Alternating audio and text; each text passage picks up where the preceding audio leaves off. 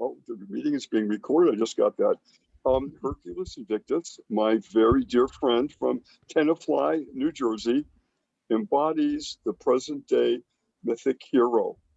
He is a man that wears many different hats, or should I say, Greek helmets, and he wears them splendidly.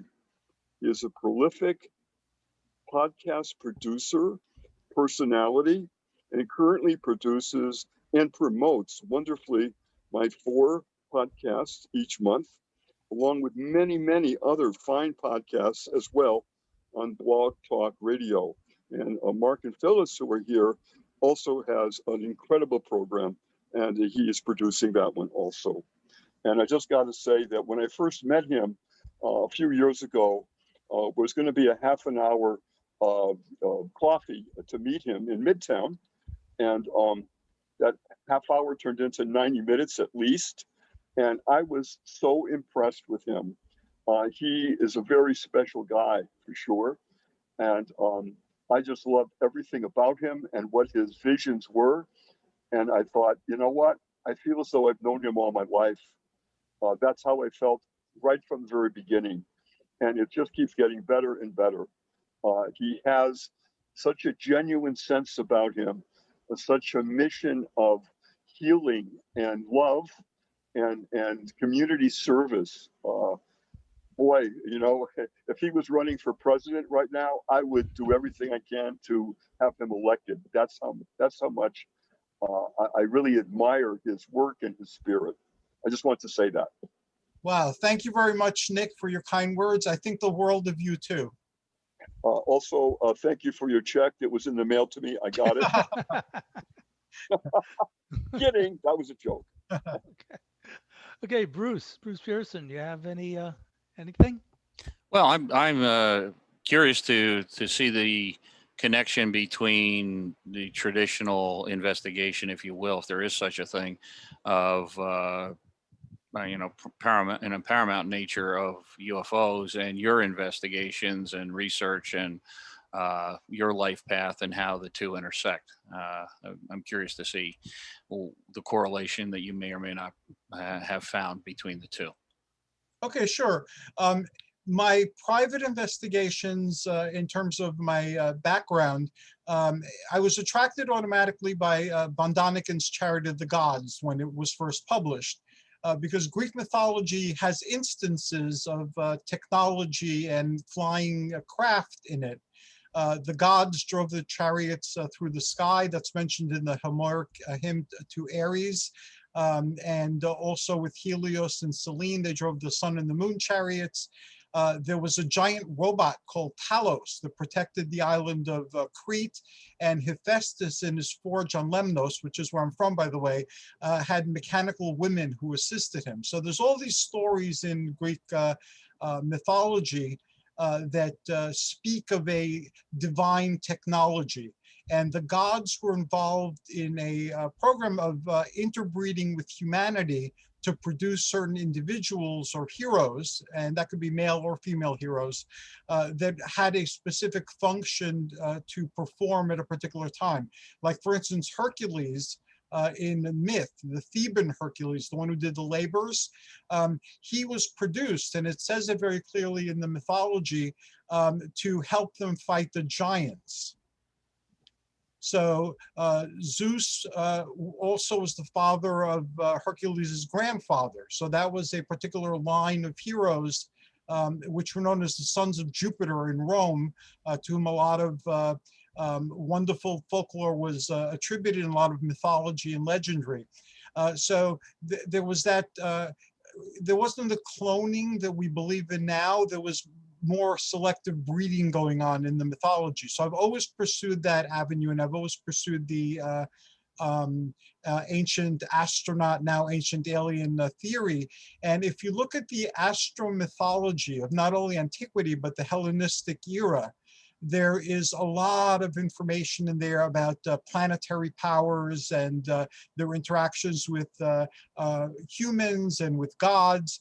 And there is also what is being called ancient science fiction in the early years of the Common Era that describes denizens from other planets. So these ideas that we consider new are actually very old.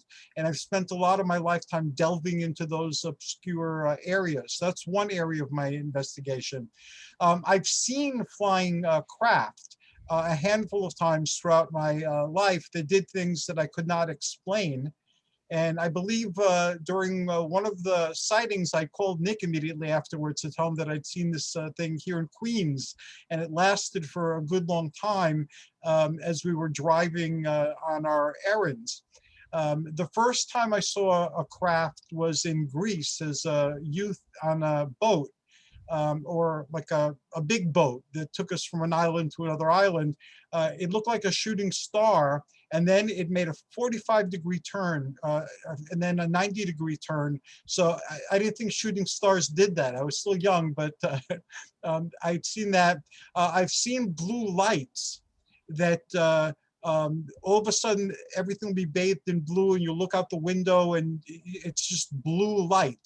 I remember one time I was thinking of calling someone, but it was like 3, 4 in the morning, and I was wondering who I could possibly call at 3, 4 o'clock in the morning. I concluded no one would appreciate it. So I just wrote that experience down.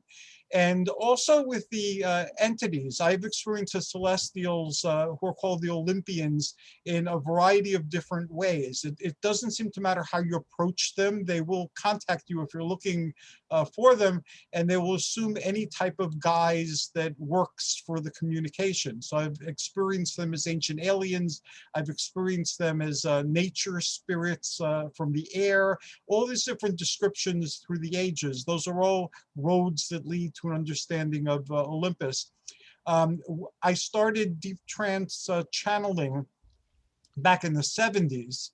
And I made friends at that time. We haven't kept in touch over the years as much as I'd like, but we do keep in touch occasionally. When the book Communion came out, one of these friends who'd done a lot of investigation with me and was part of that whole channeling adventure, she called me and she asked me if I've heard of the book Communion. And I said, I've heard about it, but I don't really know much about it. She goes, go to Barnes & Noble now and pick up a copy of Communion. So, okay. So I got on the bus, went to the nearest Barnes & Noble, found Communion, and all of a sudden I was dumbfounded. I saw the picture of the alien and I said, that's not what they look like. And I proceeded to go off inside my head a list of how this was different than what they looked like. So I bought the book, I read it on the bus a little bit, and then I called her back. And she asked me what my impression was, and I said they don't look that way. And then I described that the ones that I'd seen are whiter, like baleen whales almost, very, very white, that they had hair that was dark, that they were like some sort of jewelry in their hair. And, you know, they weren't just like the picture showed. So she goes, now ask yourself, how do you know that? And I hadn't thought to do that, but how did I know that? The thought was immediate, it was strong, and I got a alternate picture and a lot of alternate information, but I had no conscious memory of interacting with these beings that are on the cover community that we now call Greys. So it took very many years of dream work, of meditation, of all sorts of different techniques till I got to tune into that psychic channel, so to speak. And I got a little bit, but not a lot more insight into the Greys, and that too tied to mythology. If the gods were creating bodies to contain certain type of energies that are on a soul level to do specific things in our world, you need entities who can help on another level design these bodies so that they could be vessels and vehicles. And in fact, the Greys have called us vessels and vehicles. So that's my Greys story. I've encountered mostly through my meditations and my astral journeys, other types of aliens, reptilians, for instance. The mythical take on reptilians is very different than our modern take because one of the kings of Athens was a reptilian. The reptilians were on both sides of the god war, so they're neither good nor bad. They're reptilian, and just as we like to be judged as individuals on our own merits rather than being labeled as part of a group and judged because of what other entities in our group are doing. It seems to be the same thing with a lot of what are now considered UFO aliens, but would have been considered folklore creatures at various points in history. They've been with us forever. They're part of what this is all about, and it unfolds with them. And just like people and human governments and human organizations, some are good, some are bad, some are inscrutable and enigmatic in what they're doing, and they're part of our life's adventure. Not just my life's adventure or Nick's life adventure or the Monmouth Psychic Club's adventure, but they're part of everybody's adventure. True. Uh, you know, it's a nice thread that we're on right now. I know you wrote a chapter for Tim Beckley's latest book. Yes. Care to talk about that a little bit? I think it talks about the Greys, or Yes, a lot of what I do, as I've described, is journeys, which you could call mental, you can call them astral, you can call them imaginal. You know, the word, again, these are words. But we can, by going within, have unfolding experiences. Some of them can be very planned, like a fantasy or a guided visualization. You know, we're kind of controlling and directing what we want to see. And in other types of states, you allow yourself to be receptive. And just like with dreams, things come. And if you practice enough, they can become very, very vivid. It's like being on a holodeck on the Starship Enterprise on Star Trek: The Next Generation. So in that particular book, what I shared was a series of adventures that I had where the message kept repeating that we're people. And this came from the mouths of Greys who were captured by our government. It came from the mouths of people who were captured by the Greys for their experiments or whatever monitoring they're doing. And that was the repetitive theme. I don't remember how much experience I sent because it was repetitive. I think I might just send part of it. But that was the message that kept coming across over and over and over again, that regardless of whether you're gray and less than 5 feet tall, or you're human and in the 5 to 7 foot range, or you're reptilian of indeterminate side, or whether you're one of the blue beings that are like 14 feet tall, you know, whatever, we're all individuals, we're all people. And until humans can even see themselves as people, which is something we're not very good at doing, all of these tragic stories will keep playing themselves out over and over and over again, and we'll be reacting out of fear rather than understanding. Yes, there are stereotypical scenarios, just like there are stereotypical myths, legends, and stories. But we can break through that dysfunction by dealing with each other regardless of our background as individuals, and seeking to understand each other as individuals, and that includes UFO aliens. okay. I think this is also probably a good point to just mention. Tim Beckley passed away a couple of Yes. weeks ago, and I actually met Hercules at Tim's funeral. Tim's book, his most recent book that he had just released, is called Gray Lives Matter. It's okay to be gray. And that's the book that we're just talking about right now. So a little remembrance of Tim and all the work that he's done over the years. Can I say something about Tim? Yes, go ahead. Tim Beckley has been one of my heroes going through life. He, like Brad Steiger and a lot of other people, you know, some of whom have passed and some of whom are still with us, they were intrepid adventurers and explorers into the unknown. And not only did they do that, but they shared their experiences publicly. And when I was going through that period where I wasn't sharing with people my direct perceptions, these books were a lifeline because they showed me that I was not alone. And I remember when I was in my late teens and I was a deep trance medium, my family invited me to visit family in New Brunswick, New Jersey. So normally I'd have no interest in, going, even though I loved my family and like visiting them occasionally. But New Brunswick, New Jersey, that's where Tim Beckley was. So I went, I spent time with my family and all that. Then I went for a walk and I sought out Inner Light Global Communications, and of course I didn't find it. It was a PO box, I believe. But anyway, I looked for it. And I finally met Tim when the New York Fortean Society was around with John Keel and Antonio Honeas. So used to be there, and Stanton Friedman. And I attended as often as I could. And I met Tim at that particular point in time. And that was great. And we reconnected when he was making movies in I believe it was the late 90s, the 2000s. And then I started reviewing a lot of things that he had done, both in terms of his books and in terms of his movies. So Tim Beckley, even though I only met him once, and the next time I saw him was at the viewing, he's been a constant and positive and empowering presence throughout my entire life. And I can't say enough good things about him. That's a nice memorial statement. Very nice.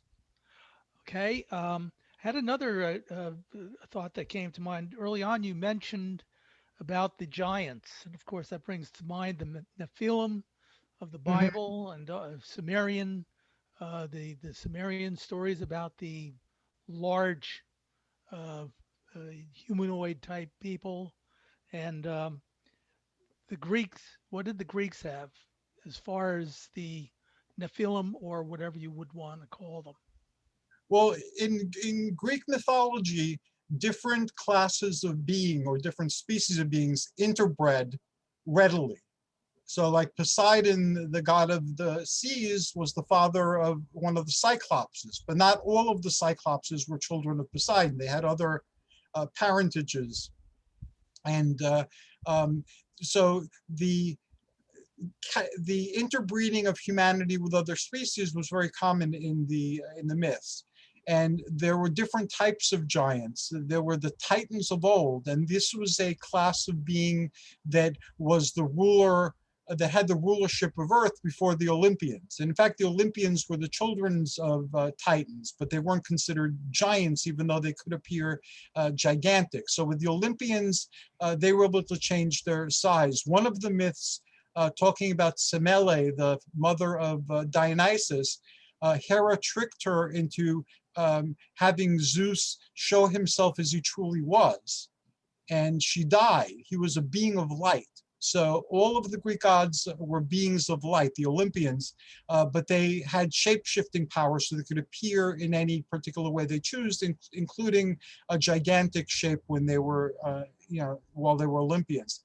And then you had different waves of giants that were children of Earth. And some of them were friendly with the gods, just like the Titans, and some of them were against the gods and fought in these wars for supremacy. In the more theosophical and theurgical side of things, the giants first described came during the Titanic Age, and these were the golden giants, and they fulfilled the same role that the Sanat Kumaras from Venus seem to fulfill in Theosophy. These were golden giants who came here to guide the evolution of humanity. And a lot of what we're considering now UFO beings back then were the Elohim or the Archons. They are gigantic beings as well. And some of us are aspects or incarnations of those gigantic beings. But again, these take place on different levels of mind and not just on the physical plane. So while there were physical giants, and there have been many books written about the giant remains that were found that prove that, it's not part of our accepted truth yet in our society. And there are giants on the etheric, on the astral, on the mental plane, on all these different planes as well. There are gigantic beings. And some of us are gigantic beings as well. In fact, it could be argued that all of us are gigantic beings as well on one of the other dimensions. Did you have any other question about the Giants? Oh, actually, it's a thread that I think is going to unravel as we go along. I noticed Bruce Cornett has joined us. Uh, Bruce Cornett, are you out there? I am. Hi, Bruce. Okay. Oh, hi. Bruce, we're talking about ancient Greece and the historical significance of a lot of what has been described through history and through mythology. The beings of light. I immediately thought of your story about the cemetery event. Do you draw some type of a parallel with that event along with what Hercules is speaking about now? There does seem to be some sort of a connection between the spirit of my late wife, who goes by the name of Kahra, capital K, small a, capital R, small a, which means the spirit of goddess. And I did not know who she was until she died, and she came back to me, spoke to me quite frequently telepathically, and also appeared on camera over her grave in the Northwest Houston. And she appeared as a starburst of blue, green, and white rings of light that radiated out. And I became aware that she was more than just a mortal human when a second sun appeared in the overhead cloud about 8:30 in the morning, and a beam of golden light came out of it, extended down to her grave, but did not touch the ground. Shafts of golden light broke off and fell to the earth like icicles, and when they hit the earth, they smashed and jumped in around like water on a hot plate. And we saw, my mother was there as a witness, and we saw the colors of her spirit rise up into that beam of light, into the large light in the overhead cloud, which was the size of the sun. And then the beam retracted. And that told me there was something very unusual going on here. Bonnie had told me many things when she was alive that were hard to accept or believe. But then when I did some graphic analysis on the images from the video, when that type of software was available, I was able to look at the video frame by frame, and in about a fraction of a second, the cloud pulled back and a huge white domed mothership appeared in that cloud. It was flat bottom, double rimmed, and with a dome on top. And it's quite spectacular. And that was the first clue that I had that she was more than just Bonnie as I knew her. Wow, Thank you. that is a beautiful and amazing tale. And I'm glad you experienced that. Thank you very much, Hercules. Interesting name that you have, because Thank you. I lived on Dyer Street, right down the street from the intersection with Hercules, and always thought that was a special road. When I Thank lived you. on the east side of El Paso. Also, one of the things that I learned a lot, she continued to do things for me and with me for up until 1996. And she even told me to go to Princeton University and take 2 courses under Professor Elaine Pagels, which I did. And she then also introduced me to my hybrid children. And that was a spectacular event in my life that occurred on the 23rd of October, 1994. And they were accompanied by another kind of alien in a different type of decompression suit, floating in space, This projection was a two-dimensional projection over my bed. When I got up in the middle of the night to go to the bathroom, as I rounded the bed, I noticed that there was this light flashing or flickering over the bed. And since it was dark outside, there were no lights on in the bedroom. I started to stare, wondering where this light was coming from. And I didn't realize, but the light was strobing at about 4 or 5 times a second. And as my brain became entrained to that strobe, suddenly the image appeared right in front of me of 3 astronauts floating in space. And I was telepathically told to study the 2 humans, a beautiful woman in the middle and a man on her left or my right with a full beard. And then when that was over, I woke my wife, who was sleeping underneath all of this, and she said that I had woken her in the middle of a dream of me meeting my children. And I said, well, they didn't tell me their names. And she said, in the dream, their names were Honora and Kyle. I'm writing a book about this. Awesome. It is difficult to write because it has many implications. Bonnie gave me a tremendous amount of information while she was alive that is just very biblical, very scriptural. And I came to realize that she had something to do with chapter 12 of the book of Revelation about the woman who bore the male child. And the implication, of course, was that my son, Kyle, is that male child. And that's pretty amazing and hard for most people to accept, including me. But I discovered through reading those 17 verses in chapter 12 that I played a part in her fulfilling that revelation. And that I was the earth that swallowed the water, the flood that came out of the serpent's mouth, and prevented her from being carried away because New Jersey was trying to, or Camden County was trying to bring her back to New Jersey, extradite her on false charges. And we succeeded in preventing that from happening. And Bruce? Yes, go ahead. I was going to say, how far are you along on your book?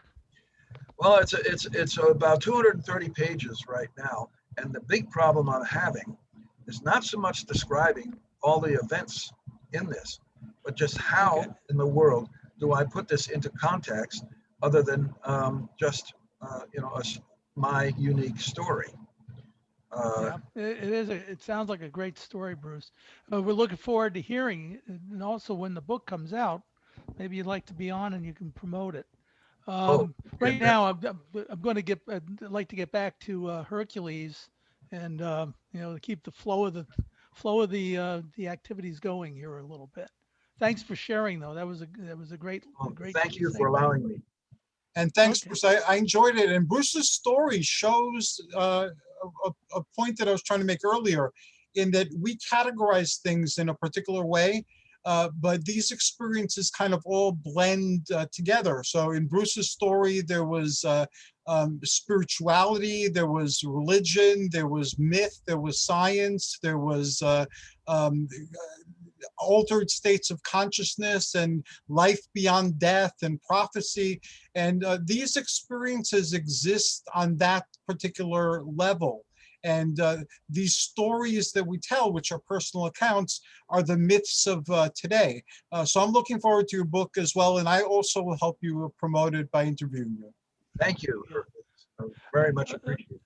Hercules, it seems to be a common thread in modern times. Obviously, a lot of interest now in genetics and genetic engineering and even the transhumanism aspect of where we're at. Kind of a scary time, obviously, but the transhuman or trans animal activities have been going on. Yes. Through mythology since the beginning of time. You care to expand on that a little bit? Sure. Since antiquity, the gods, through selective breeding, have created species that were partially human and partially animal. You have the centaurs, you have the satyrs, you have the fauns, you have the mermaids, you have the sirens, and again, you have beings who are human from the torso up and snake from the midsection down. So you have these descriptions, and they're very much a part of Greek mythology and Greek folklore. And at least when I was growing up, and I used to go to Greece very often, people still believed in the Nereides, who were like water spirits and tree spirits, and Kalikanzari, who were said to be the decaying forms of ancient nature spirits. Usually it's translated as goblins. But yes, these human hybrids have been a part of the Greek mythical experience. And in our lifetimes, when we started messing with that, I immediately became conscious of how extensive it was in the mythology and in the occult lore, because in Atlantis, according to Edgar Cayce, humanity had done the same thing. They had created breeds of half human, half animal to do servant work. And we enslave animals to carry burdens and to do things throughout human history, like horses, for instance, and we enslave and eat other animals. So this is an extension of humanity's exploitation of the animal kingdom, because the lore and also the rationale for mixing human DNA with non-human DNA is to use that human, non-human DNA for purposes that would benefit a small segment of humanity. So we're at that place again, we're entering that story again, and we would be wise, I think, to look at the stories that were told before, regardless of what we believe of them in terms of their veracity. They were stories, it was questioned that humanity faced at some particular point, and we should take those into account as we move forward. Because again, we can do a lot of damage to ourselves, and we can create new slave beings, you know, that we're not going to look at as fully human. And the message of my experience in that book was we have to start looking to each other as humans. Yeah, it's funny. Elon Musk, not too long ago, made a statement about artificial intelligence. Within 2 years, 3 years, artificial intelligence would be basically making us all but obsolete. That Mhm. the capabilities that supposedly we may be seeing could be such that there's nothing for us, where we become superfluous to our mission here on Earth. Yes. Do you have any thoughts on that? Yes, the artificial intelligence, I've been following this very closely. I know Nick Curto has, and also someone I've known from the Department of Labor for many years during my multi-year stint in the Human Services, Bill Waitman. He's been focusing on this and warning about it. The artificial intelligence would, on one level, eliminate lots of jobs. Like right now, the checkout stations in stores has wiped out a lot of jobs because people are no longer doing that. Machines are doing it. Even though it will advance us technologically, if the artificial intelligence sees us as a dangerous life form or as an unnecessary life form, we are in danger the more systems we put in the hands of such artificial intelligence.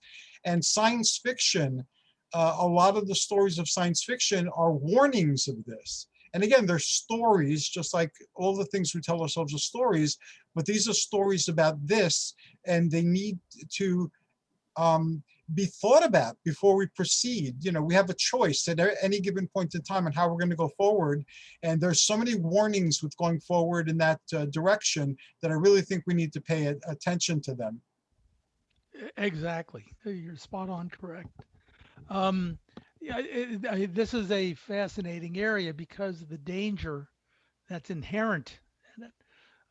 Technology is all well and good, but when it transcends the ability to manage it, it becomes problematic. And I know that well, we always look at what happens in the defense area, not only in this country, but in just about every country is building things that are probably like fire in the hands of a baby. The capabilities are far beyond, far worse than just the nuclear, atomic bomb or missile technology. We are at the point where the Olympians probably saw, had the capabilities in relationship to, the people that they were ruling. So I mean, it's we're at that point right now. Yes, we are. We're at the point we're able to do things that would have been considered miraculous not too long ago. We're living in an age of technological and other miracles. There's all this information, and it's comparable to what you encounter in mythology. You're absolutely right. And actually, one of the first things I ever published was thoughts on that, we can fly through the air to other countries. We can communicate through screens to people who are living far away. And we think nothing of this. And I remembered reading when I was growing up about shaman or medicine men, or they've been called different things, the wise men and the wise women of a particular culture. They used to say that with crystals you could communicate with people far away, and you could look at things that happened long ago, and some of these are real and some of them are the products of imagination, and we laughed at them. But our whole information age launched with our being able to use these crystals. So we really need to start paying attention to what they were saying about what happened long ago, because there's a lot of evidence that civilization has risen and has fallen throughout our earthly sojourn. And Plato in Critias and Timaeus, he says that right out when he's talking about Atlantis. So we don't want to suffer the fate that Atlantis experienced. So let's learn from the lessons of Atlantis. Exactly. Okay. Bruce Pearson, are you there? I certainly am. Bruce, you'd like to weigh in? Hi, Bruce. Well, I'm just, hey, great presentation. I'm just trying to absorb it and once again put it contextually in the framework of, so what does that bring to the table in our evaluation of whatever the phenomena that we, in the macro sense, call UFOs? That still remains to be, what I'm trying to take away from your presentation at this point to try to understand how the two meet, if you will. Okay, that's an excellent question. I'll endeavor to answer it. When exploring the paranormal from different angles, you encounter certain things that you realize that what you're encountering is not what's actually there. The MO might be the same, but the description is different. I'll give an example. Shadows. There have been encounters with shadows since the dawn of time. And right now they're their own separate little category. And from Limnos, where I'm from, shadows are very much a part of people's experience and their folklore. But when shadows are described, depending on the approach that is used in understanding them, our understanding is limited by the system that's doing the explaining. Like, for instance, shadows are found in UFO lore. Shadows are found in dream lore. Shadows are found in demonology. Shadows are found in mythology with some descriptions of the satyrs and how they happen to operate. Are these shadows succubi and incubi? Are these shadows satyrs? Are these shadows the UFO shadows with the glowing red eyes? Are they a type of experience with a Yeti? I've encountered them there. So what people are experiencing is the same. They're experiencing these conscious shadows, sometimes with glowing eyes, that tell them to go back to sleep or give them some instruction. And they're understood within the context of whoever's explaining them. But what are they actually, beyond what they're actually doing, is anybody's guess. So in terms of my approach to the paranormal, I'm experiencing it endeavoring to understand it in a variety of different ways, but mostly through a mythical framework. So this is just another way of looking at what is going on and describing it to render it understandable and communicable. So if we think of the phenomenon that's going on, and again, I don't claim that my way is like 100% truth. It's just this has made the most sense to me because of who I am and how I approach life. And I acknowledge that there are other ways of perceiving things and explaining things. But think of the story of the blind man and the elephant. You know, one person feels the trunk and thinks that the creature is some sort of snake. Another person feels the legs and feels that it's some sort of a tree. Another person feels the tail and feels that it's like a paintbrush or something.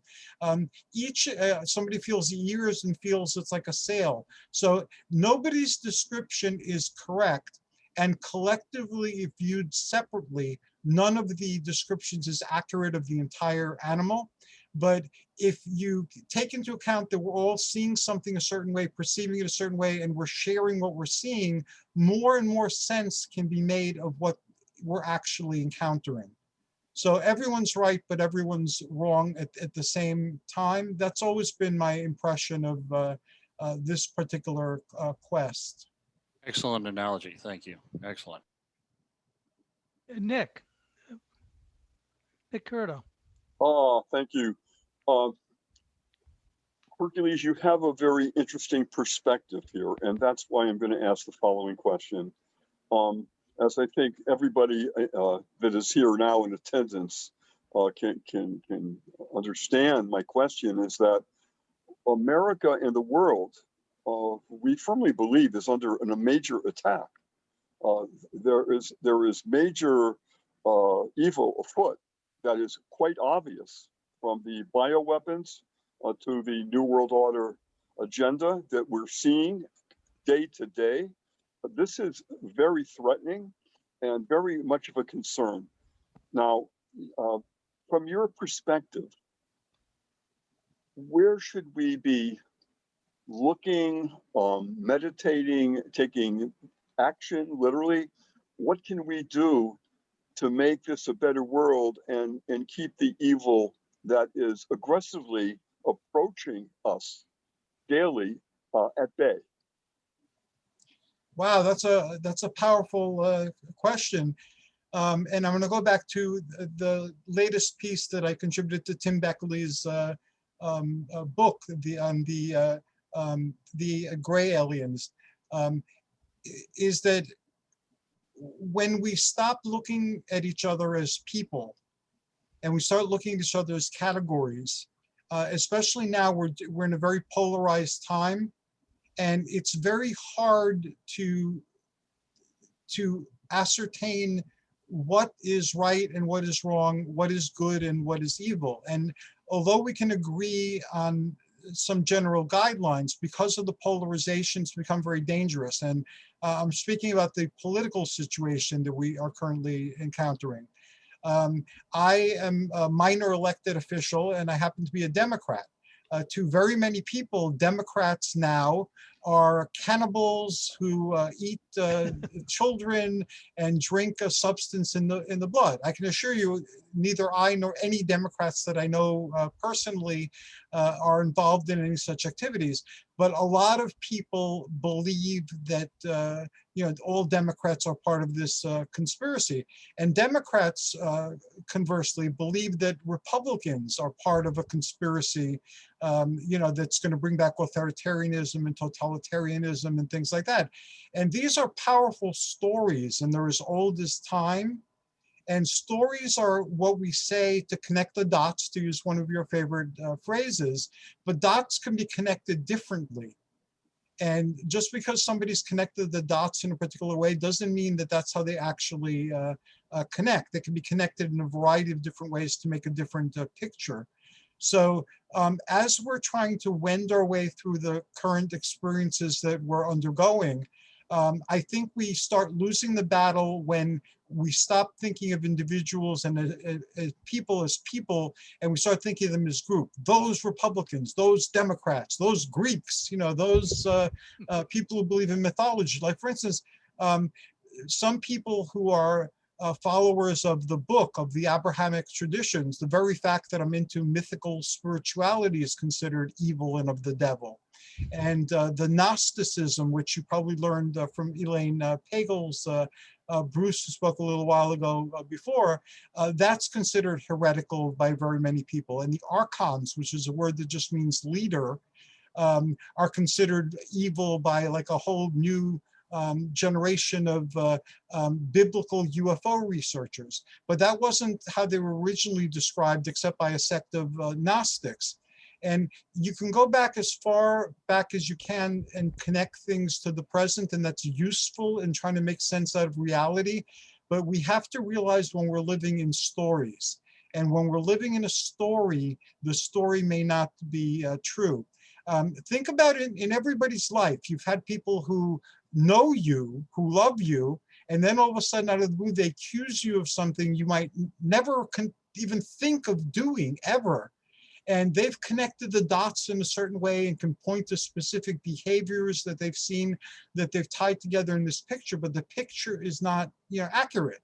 So that's a universal human experience. So we have to remember that as we're trying to understand and make sense out of other people and the truths that they're accepting and how they connect their dots together, because we have the capability now and we're developing the beliefs that dehumanize each other, so we can do ourselves and our planet great harm. Forget about the aliens and the gods, and as humans, we're capable of destroying the world.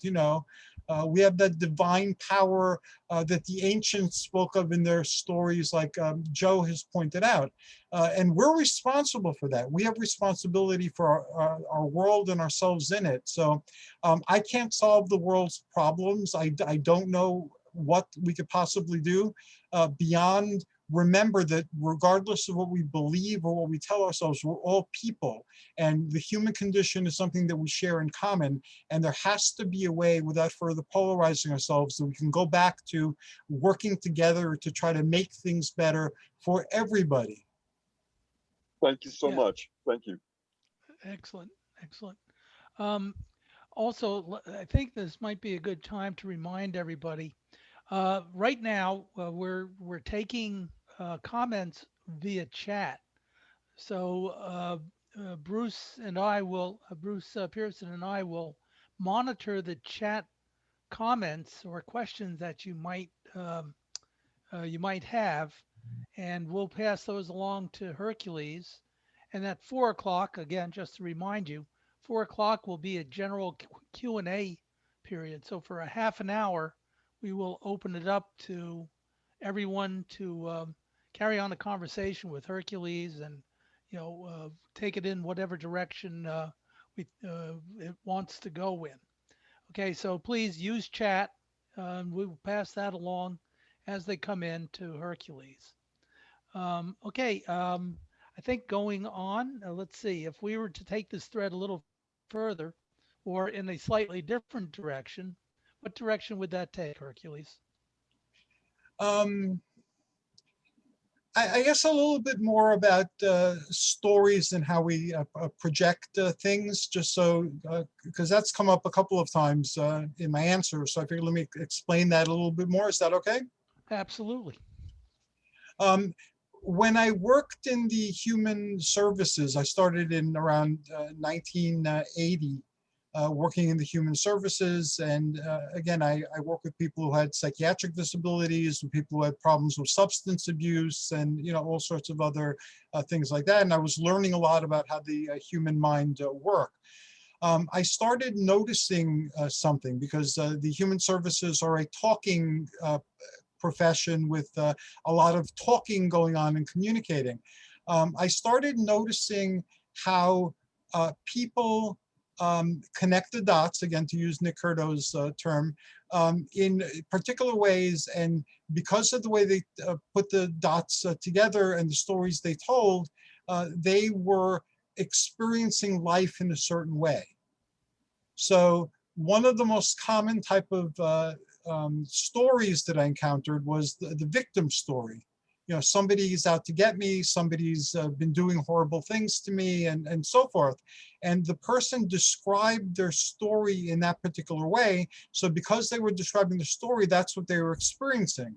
And that there were other ways of looking at the circumstances and defining them that would produce a different story, where maybe somebody is doing something terrible to you, or maybe something bad is happening to you, but it wasn't what actually and totally was going on. It might be going on not all the time, but some of the time.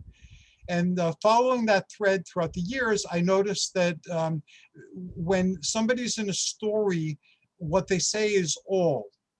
So all women are like this, all men are like this, all Greeks are like this, all Americans are like this. And I've heard these stories growing up, where people who are disenchanted with a particular group of people, they'll lump everybody in that category, and then what they say that has been created as a stereotype is something true of everybody, and it weaves into a story. And I started noticing that when we have recurring situations that happen to us again and again and again, we cast the people in our lives so that they take on roles in the story that we're telling ourselves. If somebody gets out of a particular situation, and then at work or in a relationship, and then within the year they find themselves in the same situation again, that's an indication that they're telling a particular story, and that they're stuck in a story. They're no longer stuck in reality. Also, I noticed that when people stand on a soapbox and they're decrying something and they're outraged on something, a lot of times they're talking to themselves, or they're talking to specific people who are very close to them. So I noticed that when emotion is part of what a person is saying, that this is something that's become part of how they connected the dots in their greater life, and they feel very strongly about it. They're outraged about it, but they're stuck in a story because it's something that happens recurrently.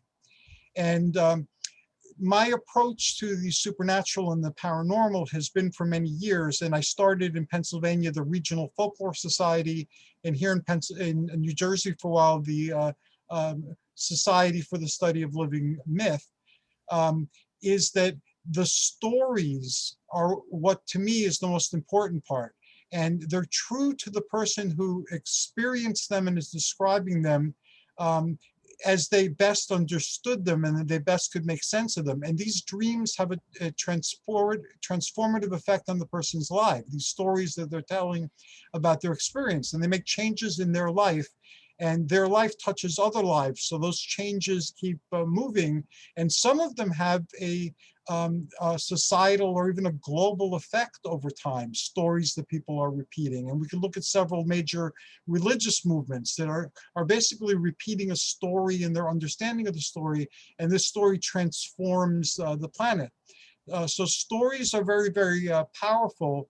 And I've switched my particular quest, rather than searching for the veracity of a story in like objective terms. Like, for instance, in Pennsylvania, when we were actively investigating the paranormal, like all the time, when we had the Regional Folklore Society, we were called in that there was a demonic infestation in a house.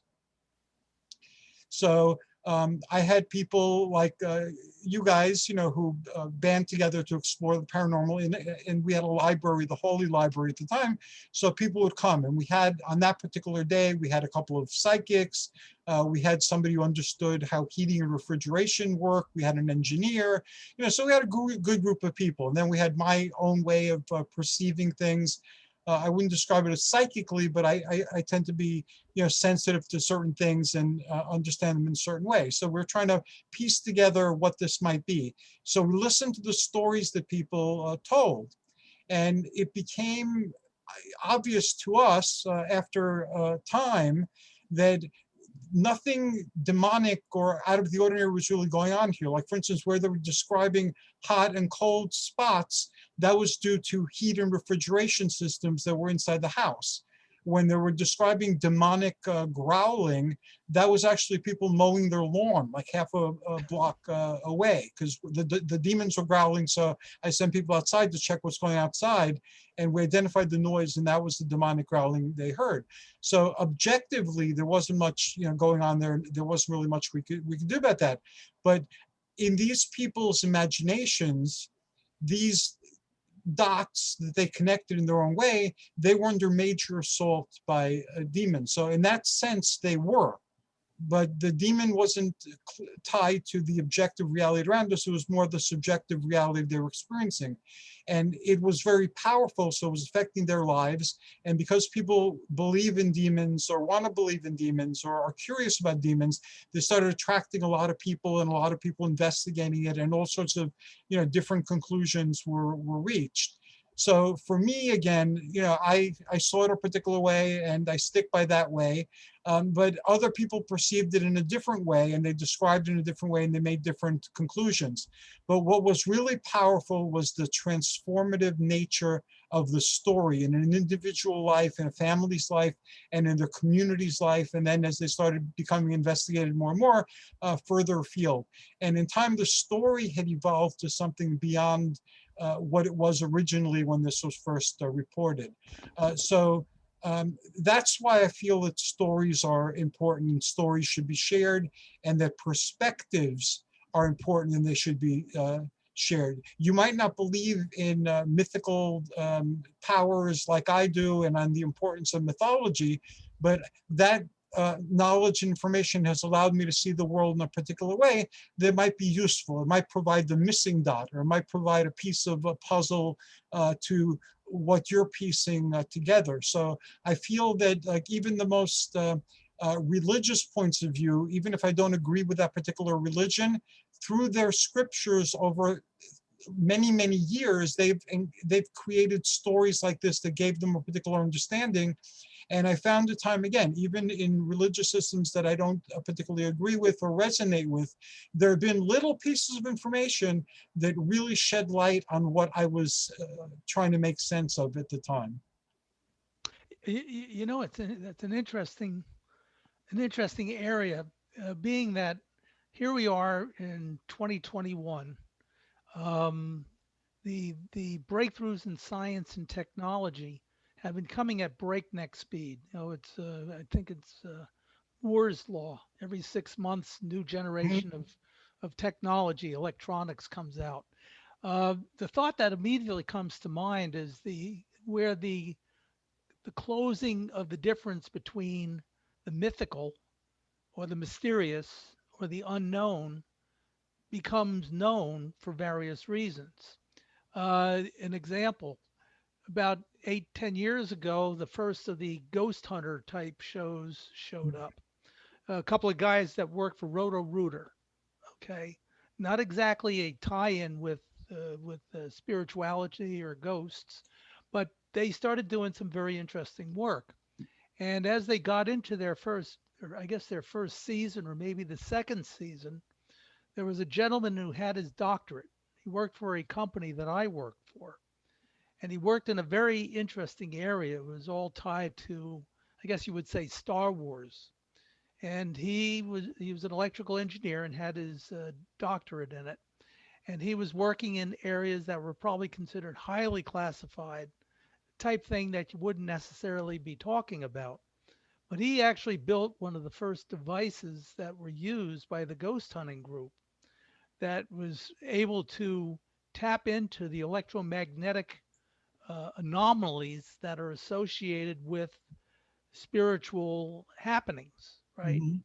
And it was the first linkage between something that was tangible, that was measurable, and it opened up a whole new world of digital tools that now brought the unknown world closer to us, to a point where you can almost communicate through it. Mhm. Okay, now we still don't know what's on the other side of that portal. Okay, but there is something over there. And I think everybody, including your theoretical physicists, are they're all working in the quantum realm now, and that's what we're talking about basically.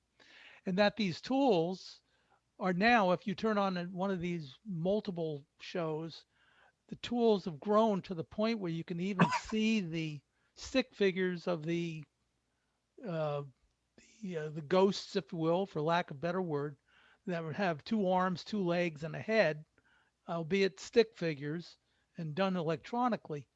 Uh, but again, we're getting closer to being able to peer under that veil.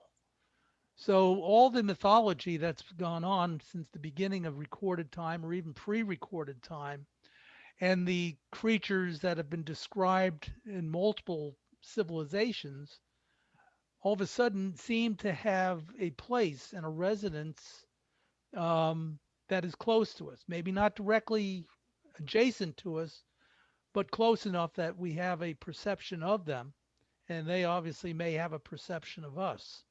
The last point on this is last night I watched the Skinwalker Ranch, the latest series, latest show in that series, and they were doing some incredible things with rockets and telemetry, and actually establishing some type of a connection to a portal.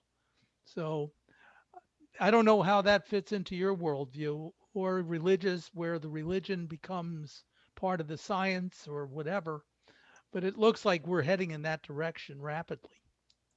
I welcome that. I welcome all ways of looking at the unknown, and collectively, again, I believe that I look at things that don't agree. I challenge myself actually by reading things that totally disagree with the way I view things, because again, I like testing my own way of looking at everything. But I welcome that, and I remember in the early days of using tape recorders, how you had to play the tape over and over again to develop what the responses were. I remember receiving really fascinating information through tape recorders by again developing the white noise that it was recording when you asked a question. So I think that these are all valid. I look forward to any advances that are made in these areas scientifically. But again, I'm reminded of what keeps coming back again and again. This phenomenon, whatever it ultimately turns out to be, is elusive. And we might enter clarity, but then the clarity too will produce more elusiveness. And that seems to be the nature of it. It seems to be mysterious by definition.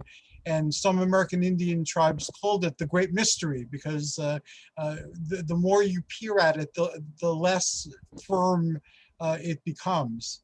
And it's become cliche on how little evidence all our investigations have actually yielded that we turned subjective. Even if things seem incontrovertible to the investigator, they're often very quickly debunked. So I welcome these investigations. They're part of our human experience. They're part of our striving to understand more about the world around us, more about our place in the world, and that's to be encouraged. That's how we grow, that's how we develop, that's how we evolve.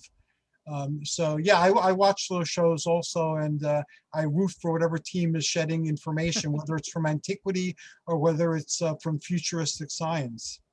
Yeah, yeah. I ask you, do you ever really, really worry that we are going to make that fatal mistake in some area that we're looking at, and we move without thinking. We move kind of nature. Maybe we move politically, in that political move, one way or the other. I'm not going to say one or the other, but it can be the one that takes us down completely, um, almost with knowledge of forethought. Is that possible? I think it's possible. And again, according to Plato and other ancient writers, civilization has risen and fallen many times in the past. And whatever happens, no matter how many few people are left, humanity, I think, will survive in some way. And they'll tell stories about the days of yore of America, and when people had crystals, and with the crystals they could speak with each other over distances. And just like in these stories, we find evidences of ancient civilizations or advanced stages of humanity. And there are actually in the astromythology a lot of indications that humanity had known space travel before as well. And we have artifacts that seem to bear that out as well. So it might be that we get bombed back to the Stone Age again, and we start, and our memories and the stories we tell about them will give birth to a new mythology. Nick Curto just, hey, Nick, why don't you just ask directly? And you have to unmute yourself. What I was wondering is, such as the case when you worked with that house that was supposed to have demonic possession, Mm-hmm. have you ever worked with a case where rule out scientific explanation and perhaps it really was, or more connected to some sort of mythic explanation? I'm not saying demons per se, but some type of area that would be fit into more myth than science. Two things that come to mind right offhand were investigations that I did. One happened in Queens, Brooklyn border area, and the other one happened in New Jersey, near Garfield. I don't remember what the exact town was, but it was near Garfield. In one of them, the one in New York City, I was invited over to see what's there. So I spent the night. And I took notes. The most extreme thing was it sounded like heavy furniture was being moved and doors were being slammed. When I went down there, the noise was there, but there was no furniture moving about. And there were no doors actually being slammed. Then walking around the house in the basement, there was like an energy vortex or something there. That I couldn't really get a understanding of or a better glimpse of, but it was definitely there. Then on the next floor, I saw a guy wearing like a lumberjack plaid shirt, and he was like a younger man, kind of stocky with the beard, and he was with an older man, and they were talking, but I couldn't really understand what they were saying. That happens in a lot of the ghostly things. You could hear a conversation, but you can't make anything out. And then I was sitting on the stairs for a while, and I heard what sounded like a little girl talking. But then when the apparition came into view, it looked like a young woman who was dressed in like clothes from an earlier period, like late 1800s, early 1900s. And then she came up the stairs and moved like through me and past me, and produced like a chill. So I was writing all that down. A couple times I challenged it to do something I hadn't seen before, because these are standard, ghostly type of things. And anyway, the next day, the family, I sat down with them and explained to them, what I'd seen and where I'd seen it, and that from the basement where that energy was, if you went up to the top of the house, you had the men walking around and whispering, and then on top, that was their bedrooms. So I couldn't really, I didn't really spend any time in their bedrooms, but that I betted that they had some activity like as they're lying in bed in their beds because of the way the thing was lined up.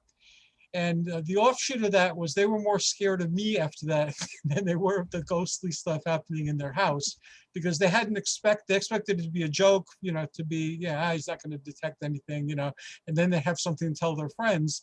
But I described what they'd been experiencing it and where they had experienced it. So I would say that in my experience and with the senses that I was using to experience this and how I was connecting the dots, I think that one was like pretty head on.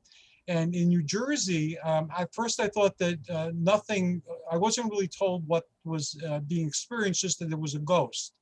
So I spent the night in like the living area where the ghost appeared, and nothing was happening like till 2:30, 3 o'clock in the morning. And up until that point, I was ready to write it off as nothing really. But around 2:33 in the morning, it was a kind of like the white lady apparitions that are very described. So it was very folkloric more than ghostly, but it was like a ghostly presence and wearing white, a woman.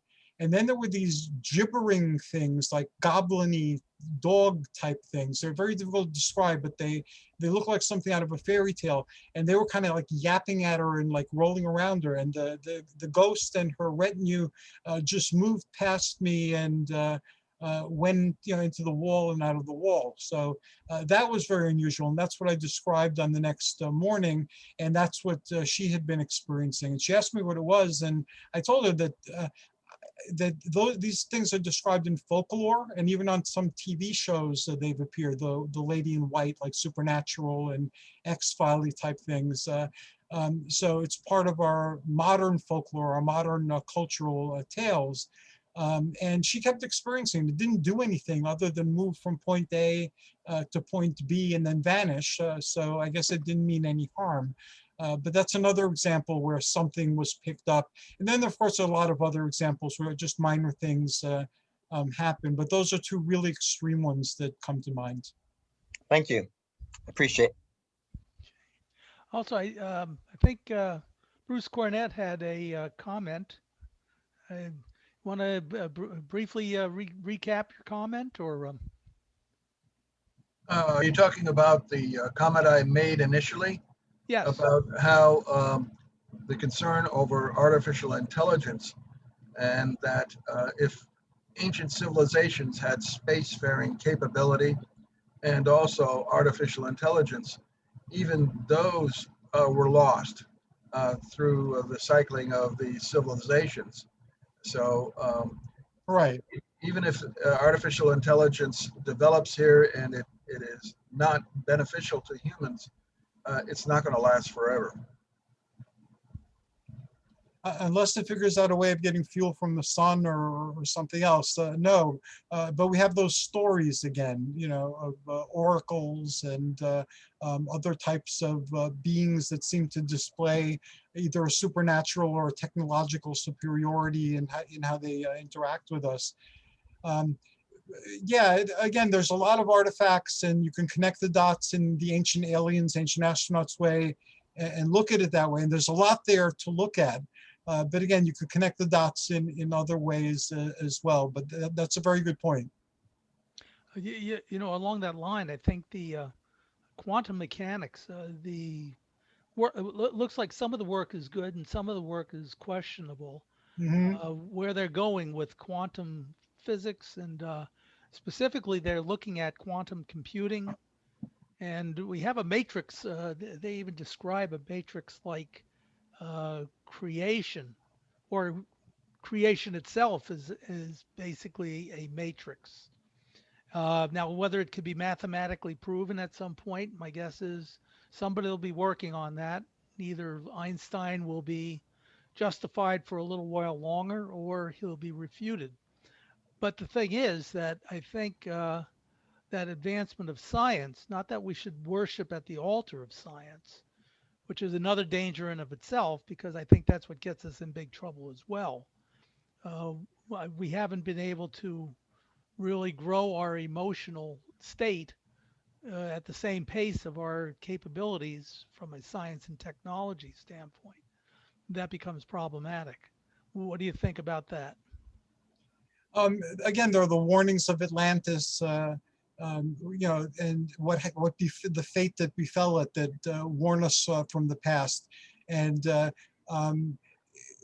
again, I don't know what will happen, but we have enough warnings from antiquity and from the imaginations of people living today, where it becomes our responsibility to address the things that are happening now that could lead us to disaster.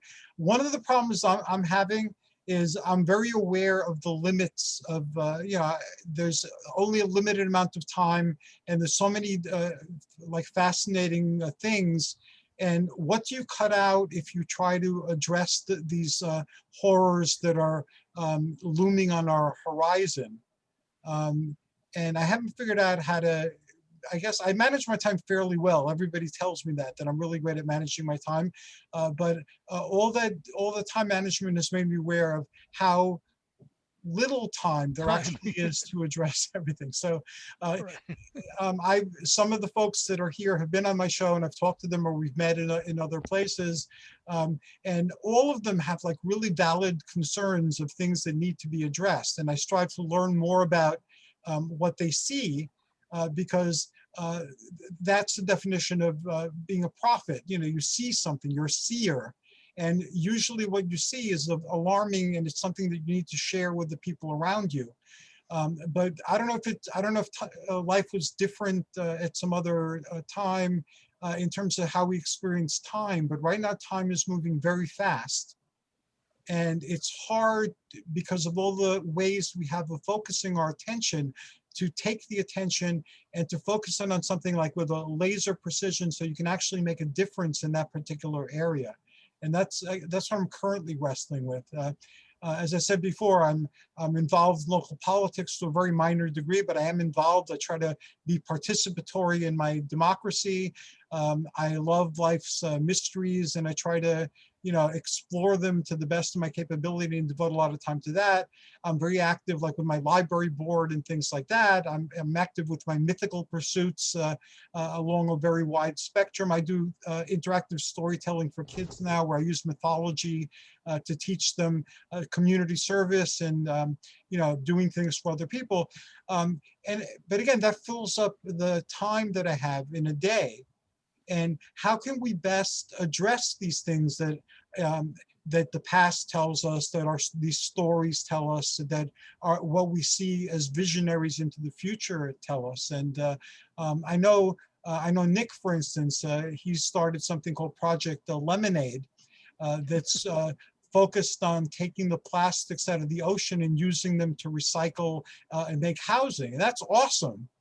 Yeah, I don't know how Nick finds time to do that with all the other things that Nick does, but that's a challenge I'm having now. You know, because again, I'm in my 60s. I know who I am. I know what my life is all about. You know, and if I do it by myself or shared with other people, I'm still going to do it. But that becomes the main question. And here I will ask for wisdom from everybody here. Given the fact that we're all explorers into these other realms and into these mysteries, how can we work together to affect the social change we need to create a better world for everybody, to not become a memory of a lost time that's enshrined now in mythology, in tales that will not be understood for thousands of years until people reach the stage where we reached before we fell. Good point. Good point. Okay, let's see. Bruce Pearson, you have any questions, or would like to take a lead on driving the train a little bit? Well, I've learned a lot about you know, your philosophy, and I think that I find it refreshing that what you believe in, what you pursue, is so relevant to anybody, no matter what their walk in life is. And I think that the values that you espouse are, I couldn't think of anyone that would not support that. And Thank you. I say that in a very respectful way, because we tend to get off into the weeds about the investigations and the things that we're interested in, and forget that we're all just trying to, you know, get through life in a positive way, earn a living, be happy. And I would hope in most cases, not everyone, but in most cases, certainly the folks on this call, without stepping on others' toes or beliefs. I come back to a recurring theme that over the last year or two in my, and ironically, I was speaking to Joe, I think about a week or so ago, that for a bio that I had to do for another radio show, that I'm coming up on my 50th anniversary in broadcasting and media. So that just tells you how old I am. That's not of any credit to me, except I graduated high school with the Rocky Mountains. But having said that, I find a trend that I've mentioned here before, and I would certainly encourage everyone to speak up if they disagree. But I see what I think is a very important and valuable trend, that the various siloed areas of investigation have crossed over to an increasing degree.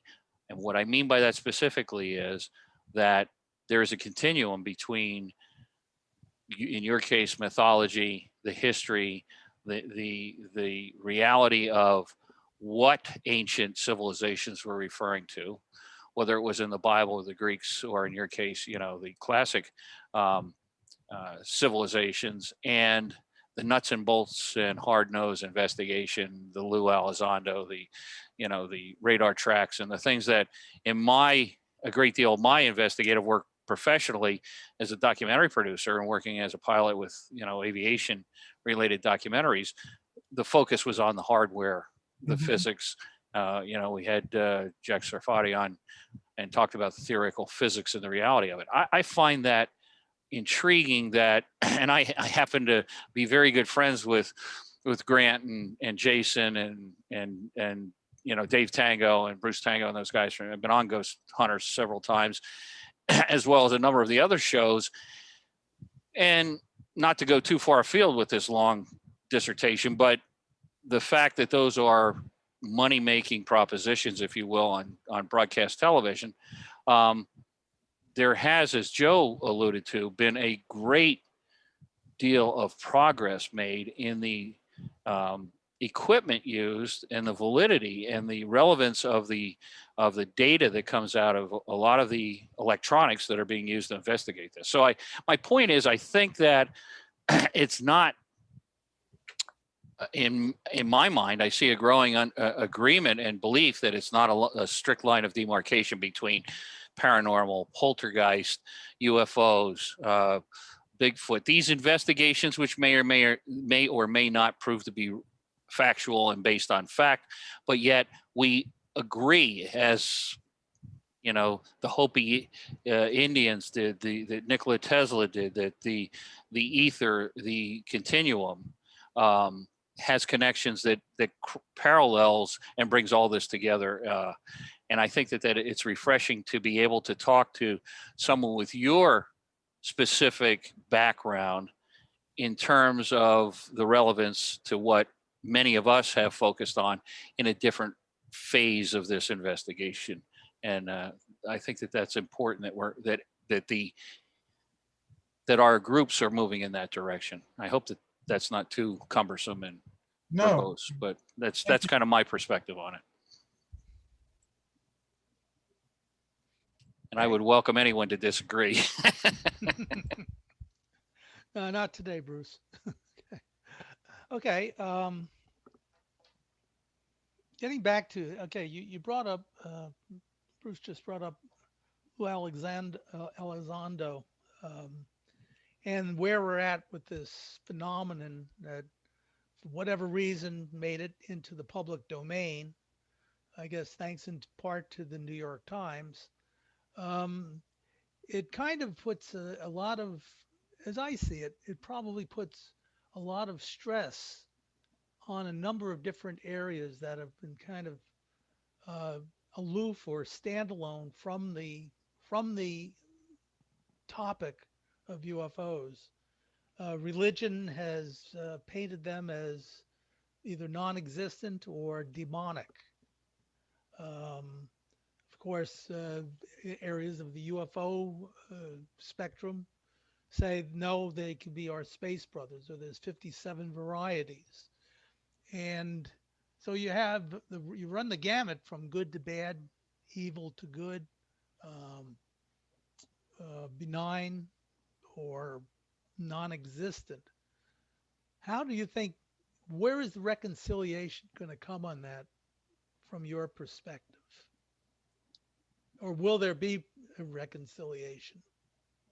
I hope that there is a reconciliation, and I hope that various different approaches to finding the greater truth beyond the phenomenon do converge at various points, and we get that bigger picture. We get the different facets allowing us to look at the gem.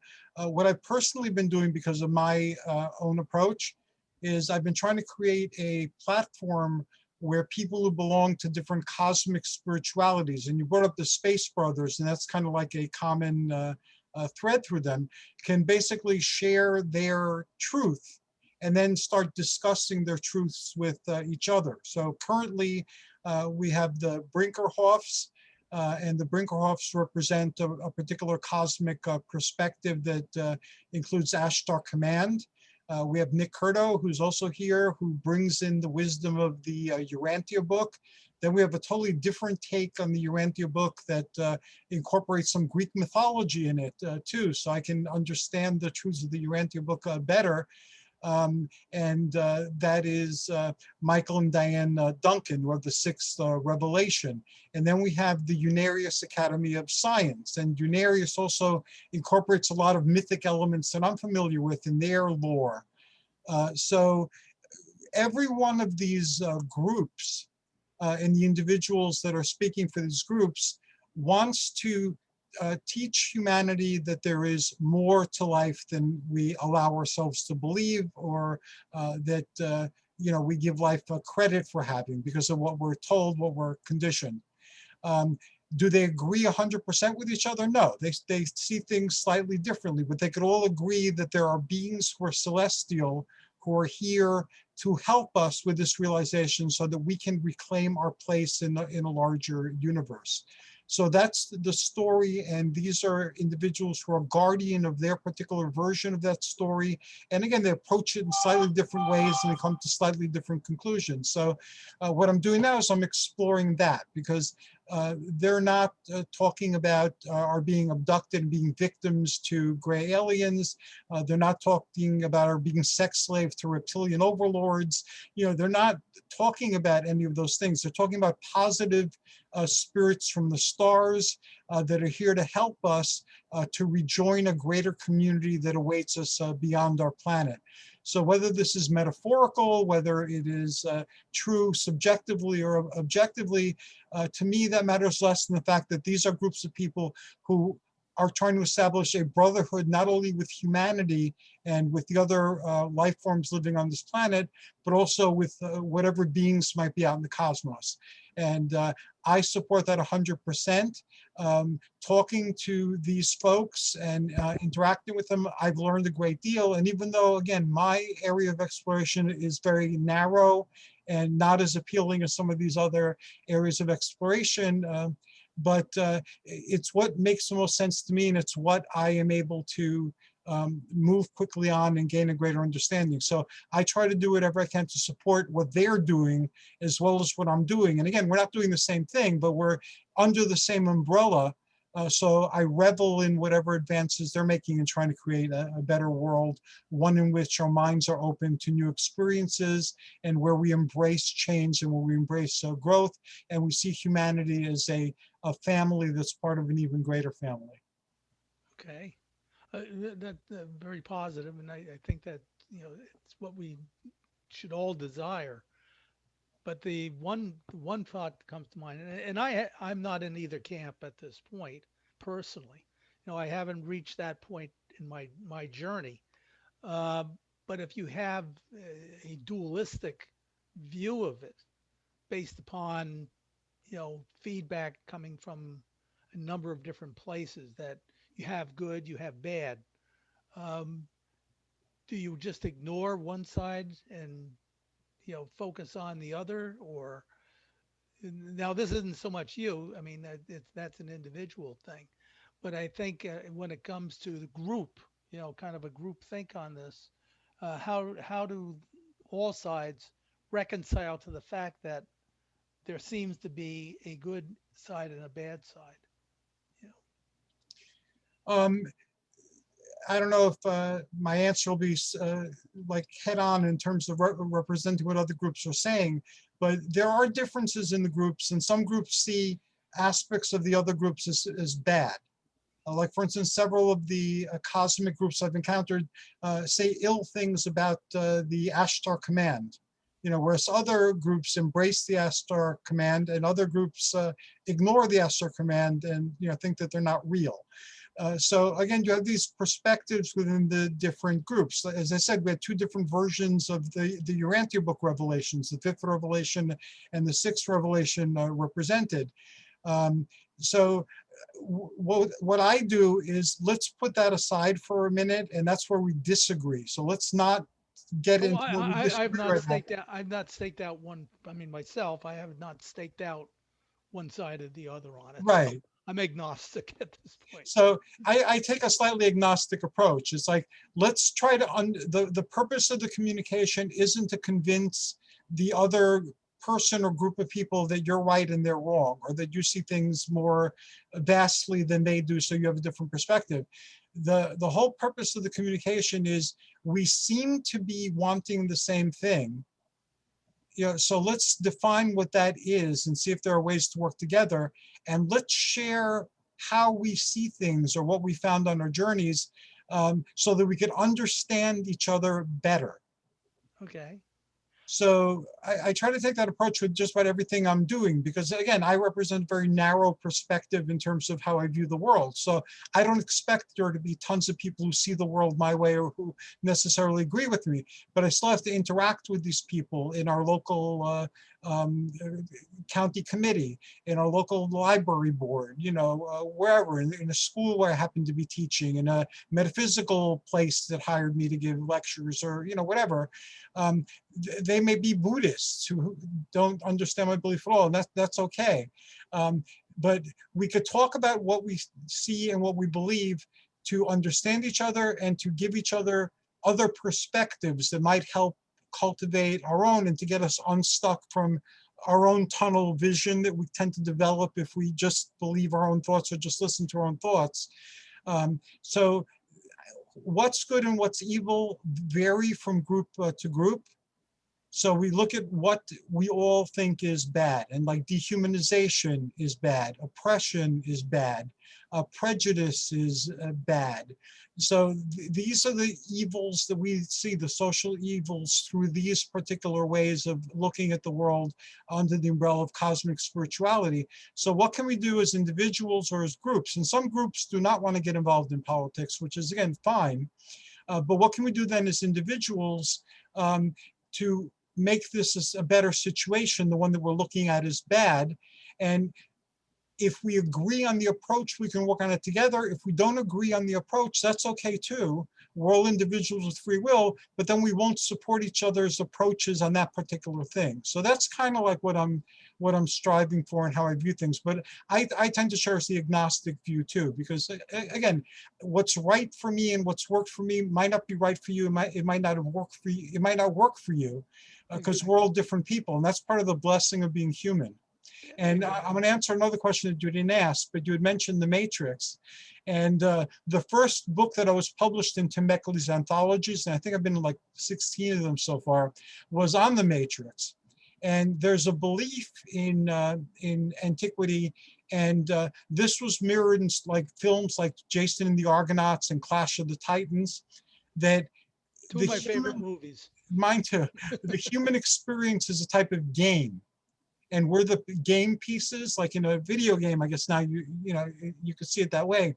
So in a sense, in that tradition, this is a matrix, and we're the gods with amnesia in this experience. And it could be a learning experience, it could be a recreational experience, it could be a learning experience, but on another level of consciousness, we are the gods that we are seeking. And the ascension process, which is common to all of these space groups, as well as theosophy groups and theurgy groups and a lot of other groups as well, that they all tell of our reascending to a condition we once had. So that fits in with looking at this as a matrix type of thing as well. So I haven't ruled that out. Okay, fair enough. Fair enough. Now this brings me to a point, and I'm going to ask for two quick comments. One from Bruce Cornett about Susan Johnson and her take. I don't think anybody knows Susan Johnson's perspective on this. Unfortunately, she's not here today. But her take on the various space beings, and she definitely has views that she's shared in the past. Bruce, you want to make a quick comment on that?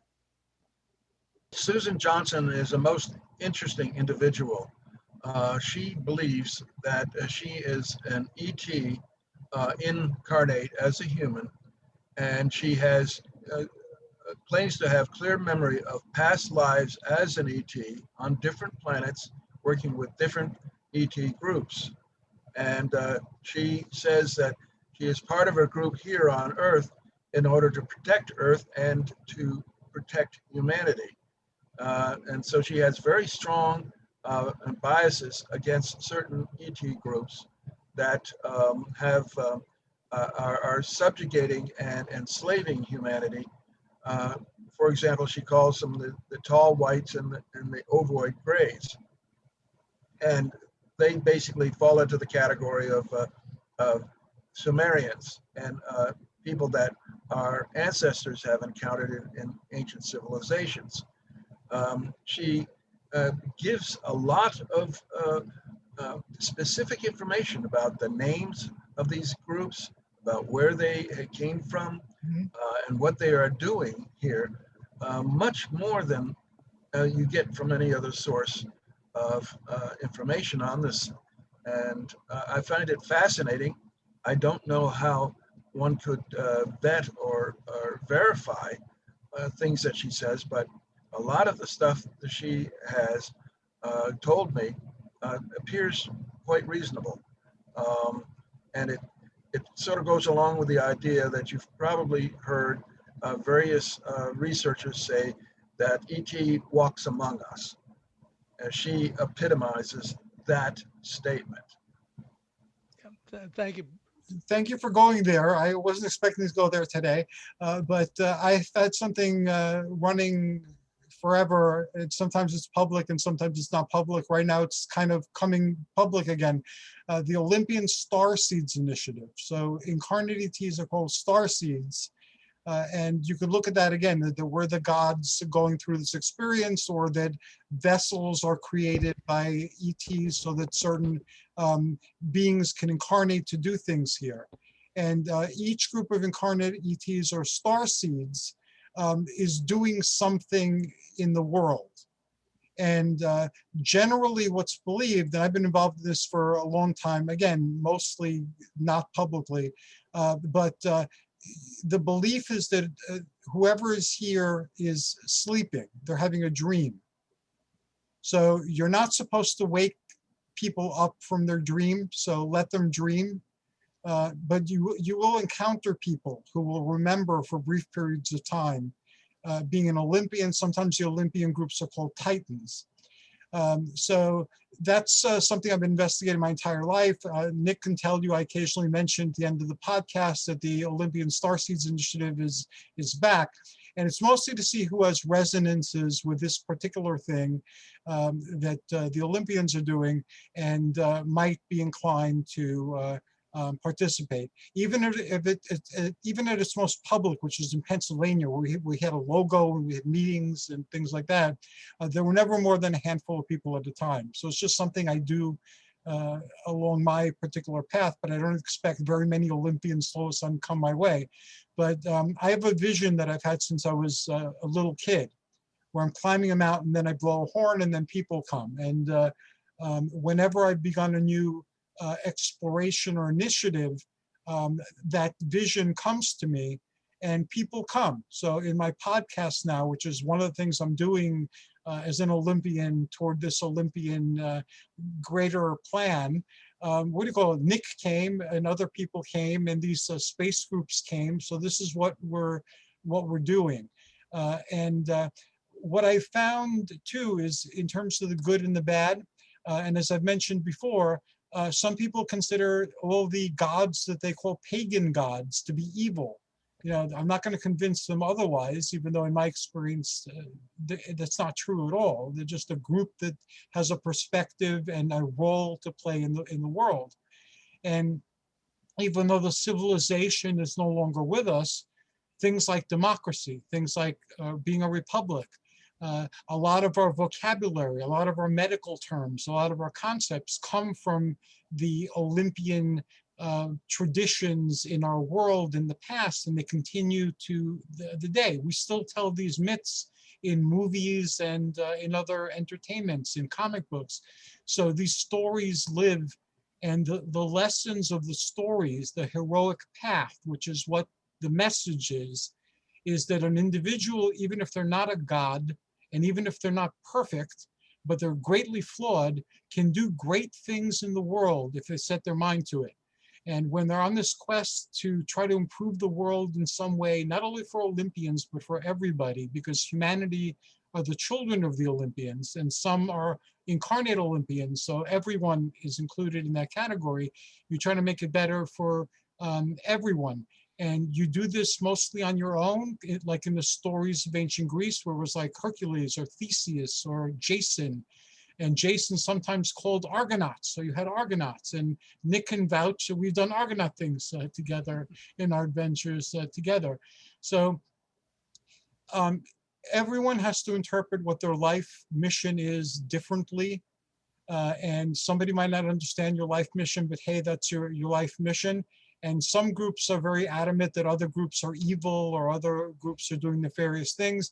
My particular mission is not to do that. And I don't disrespect anybody who that's their calling, to point out to something negative that's going on, but it's not part of who I am and what I'm doing here. So I don't know if that answers your question, Joseph. And thank you, Bruce. Again, awesome things you're sharing. Thank you, Hercules. I enjoy your knowledge. Hercules, I was going to ask Mark and Phyllis Brinkerhoff for a quick comment on this, but they had to get off. They said goodbye and Okay. that they were enjoying this. But I do have Doreen Hain would like to comment on, I believe, what we're talking about right now. Doreen, are you out there? If Yes, you I are, am. Thank Hi, you. there we Doreen. are. Hi. There was so much you spoke about, and yes, and I agree with a lot of stuff, Hercules, that you have said. And this group think, it doesn't, what happens, you owe loyalty to the group, and this is not an individual. You have to find within yourself who you are, where you want to go, where you're taking your life's purpose.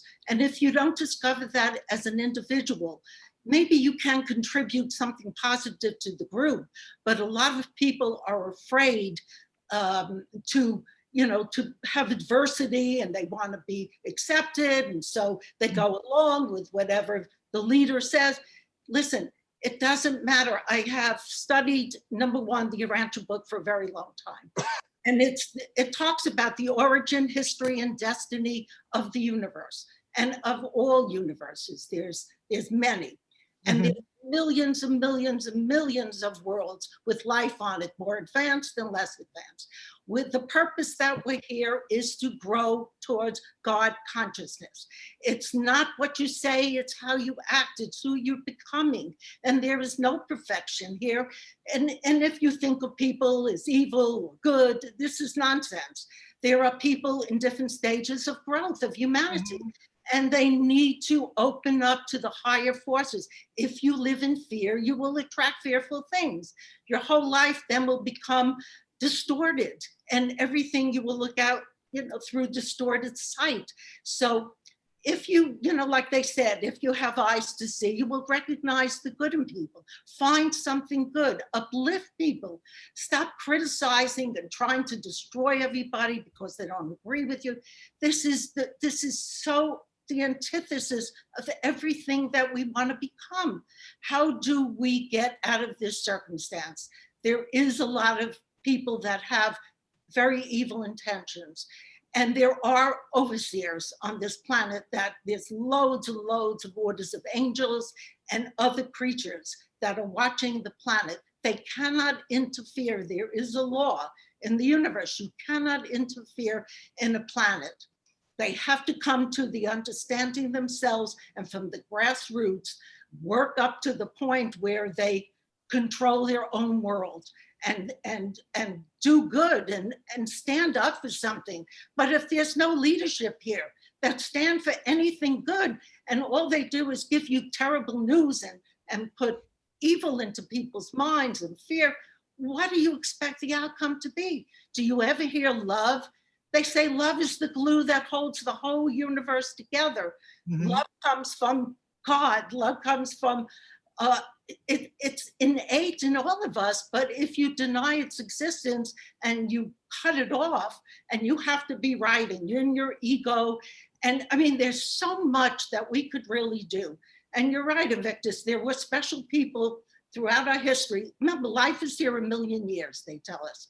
And they tell us the beginning, how it's planted here on purpose and evolved, and how it evolved and took, where mind was able to reach the state of making decisions. We stopped becoming that low level of animal. But we are still barbarians. And as long as we kill each other and have wars, they call us barbarians. And they can't fix us. We have free will, we make decisions, and you choose. You have to choose what you want for your own life and follow your truth.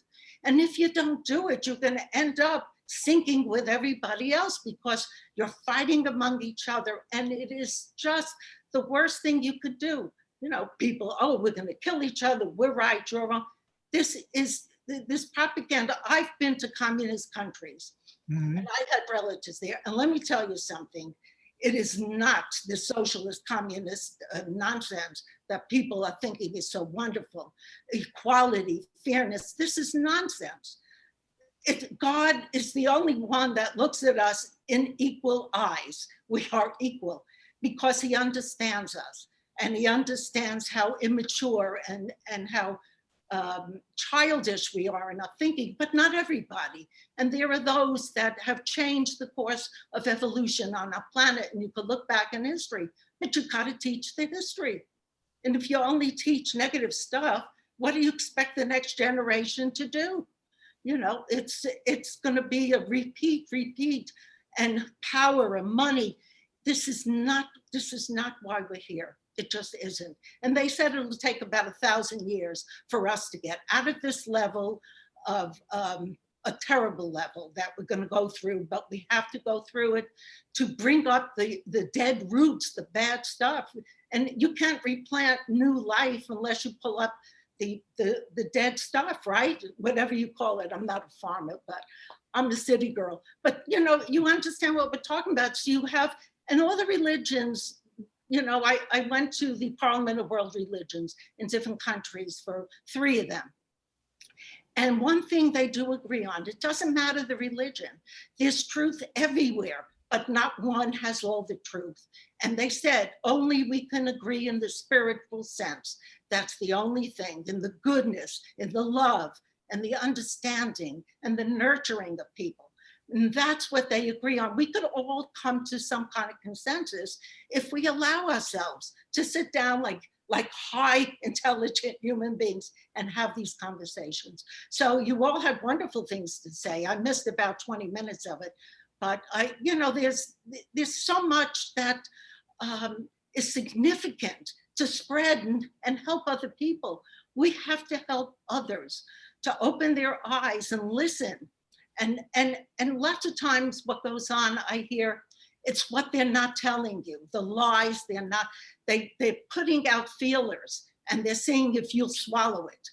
And this is how you control people. This is what the Nazis did. This is what the communists did. And they tell you this and everybody says, oh, that must be it.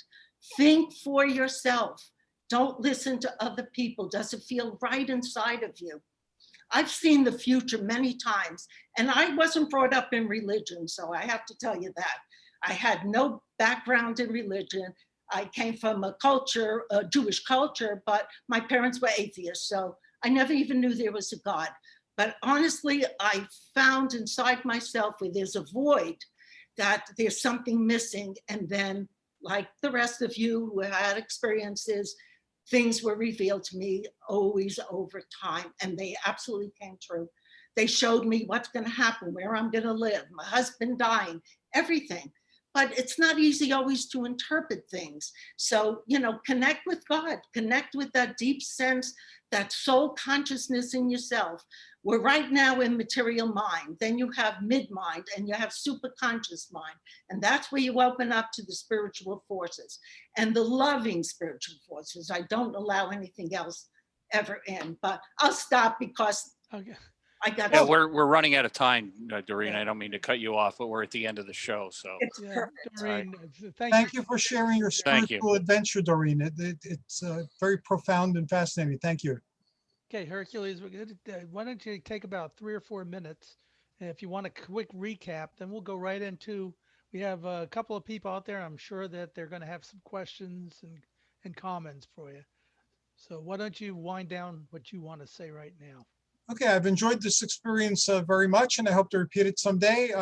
Joseph, I'm inviting you on the show, and there are several other people here I'd love to interview as well. So that will proceed as we move forward in time. Thank you for giving me the opportunity of sharing my journey and some of the things that I've learned along the way. You're a wonderful bunch of people, and you're all engaged again in trying to raise awareness and communicate different, greater ways of seeing this experience and making sense out of it and taking action within it. So I'm proud to know you all, and please, Joseph or Bruce or Nick or anyone who's a regular here, send me links to your shows, and I'll be happy to share them on Facebook and any other forum I develop in the future. So thank you. Absolutely. Thank you, Hercules. Okay, let's go. Let's go right to, I'm going to go down the list here. Stanley Nazemic, you've been awfully quiet today. That's going to end up right about now. Okay. I'm a member of the media for about 35 years, so I'd like to put a few questions to you. Sure. Okay, let's work the Greek side of you, okay? Okay. In Greece, if I'm not mistaken, there's someplace between 1,200 to 6,000 islands, correct? Off the coast of Greece. There are a lot of islands. I don't know. A lot of islands, big ones and little ones. Okay. Yes. I was on a princess cruise with my wife, and we had the opportunity of visiting one of these islands via a little boat. And they were describing the wars that went on in this particular island. Now, I need you to think about this for a second. Okay. As he was describing what was going on, I was kind of like, put two hands on a rock, kind of stretching a bit. And as my hands went on the rock, I saw a reenactment of the entire war in front of me. Talk about that. Okay. It sounds like a form of psychometry that you picked up the rock and that the rock had certain memories imprinted on it, or had a certain vibration that allowed you to re-experience the past. That's a very common thing in Greece, you know, walking into a place and seeing the past play itself out. When I was personally, I haven't had that happen, but when I was staying with my grandparents on Lemnos when I was a kid, I remember I had a fever once, and I watched a series of events unfold throughout a couple of nights. And when I described them to my grandparents, these were actual events that unfolded. So you probably, it was a party that they had at one point, and I described the people and what they were doing. So you probably had a very similar experience, but on a grander scale. And okay, have you experienced this ever since then? I get images sometimes, and you know, they play themselves out. Sometimes I know what they're connected to, and sometimes it doesn't make sense until later what they're connected to. But no, that is not my particular gift to re-enter the past on a regular and a profound basis. Okay, thank you. That was the answer I was looking at. Okay, next point. In this world of ours, we have what's called a blame game. Everybody blames everybody else for everything else, and we get nothing accomplished. Now, in our last conversation with the person right before us, kind of indicated we have to think for ourselves. But unfortunately, in our society, from day one, you are not taught to think for yourself. You're taught by your parents, you're taught by school teachers, you're taught by professors. So in life, you never really have the opportunity of thinking for yourself. You're looking at a book, and most of the books are in the Library of Congress, and they're all history. So where do we go from here to learn actually something that somebody has not taught you? That is an excellent question. And actually, recently, one of the publishers that I work with, Llewellyn, sent me several books on ancestor work. And these are different mental techniques you can do to get in touch with your ancestors. And one of the things I took out of working with one of the books over some time was that I started to remember and re-experience or experience for the first time things that were tied to my ancestry. And I became aware very, very fully and very, very, I guess, disturbed by it, that how little I've fallen from the family tree. I was always someone who was a rebel, and you know, I was going to go off and do my own thing and explore things my own way and explore the paranormal and do all this other thing. But in going forward in life and getting older, I realized that I'm much more like my father and my grandfather and my family than I initially would have felt comfortable admitting. So I believe that we can learn, and I believe that we can gain a greater perspective, and that we can learn not to do certain things in life that bring us or other people discomfort or ill will. So yes, I believe that we can learn. We can learn by interacting with other people. We can learn through books, because that's how people share information. Not everything you read in a book is going to work for you, even if you attempt to make it work for you. And sometimes things work for a short period of time. I have a series of podcasts about weightlifting and bodybuilding. And I'm in my 60s. I can't do that as much as I used to in the past. But everybody who lifts weights knows that any system will work for you for a limited amount of time. It'll work great until the day that it doesn't. And then you have to go back to the drawing board and find a way that does. So I don't know if that answers your question, but never stop trying to learn, but then again, realize that it's very difficult to learn, and you might be more conditioned than you believed you were when you started your journey. More or less. Okay, let's look at your future. Okay. Where are we going? Where am I going? I'm going to be a grandfather soon, and that's going to be a whole new adventure. And that's when my hair is short. If you look at pictures of me, I have long hair. I've had long hair since I was 11, but I marked transitions in my life by cutting my hair. So this is a big transition. So I haven't had hair this short since grammar school, I think. So that's a direction I'm excited about going. This is a very challenging economy too. All the things I used to do for money, which were teaching and doing activities, evaporated with a pandemic. So it's a very challenging time trying to redefine my livelihood, the livelihood vocational aspect of my life. And I'm in my 60s. Most of my life is behind me, I'm imagining. So my time has become more precious. So I'm going to focus on those things that have been important to me, and I do. The podcasts are part of that. My love of sword and sandal movies, now they've affected my life. I try to keep activity on that through the podcast and on social media.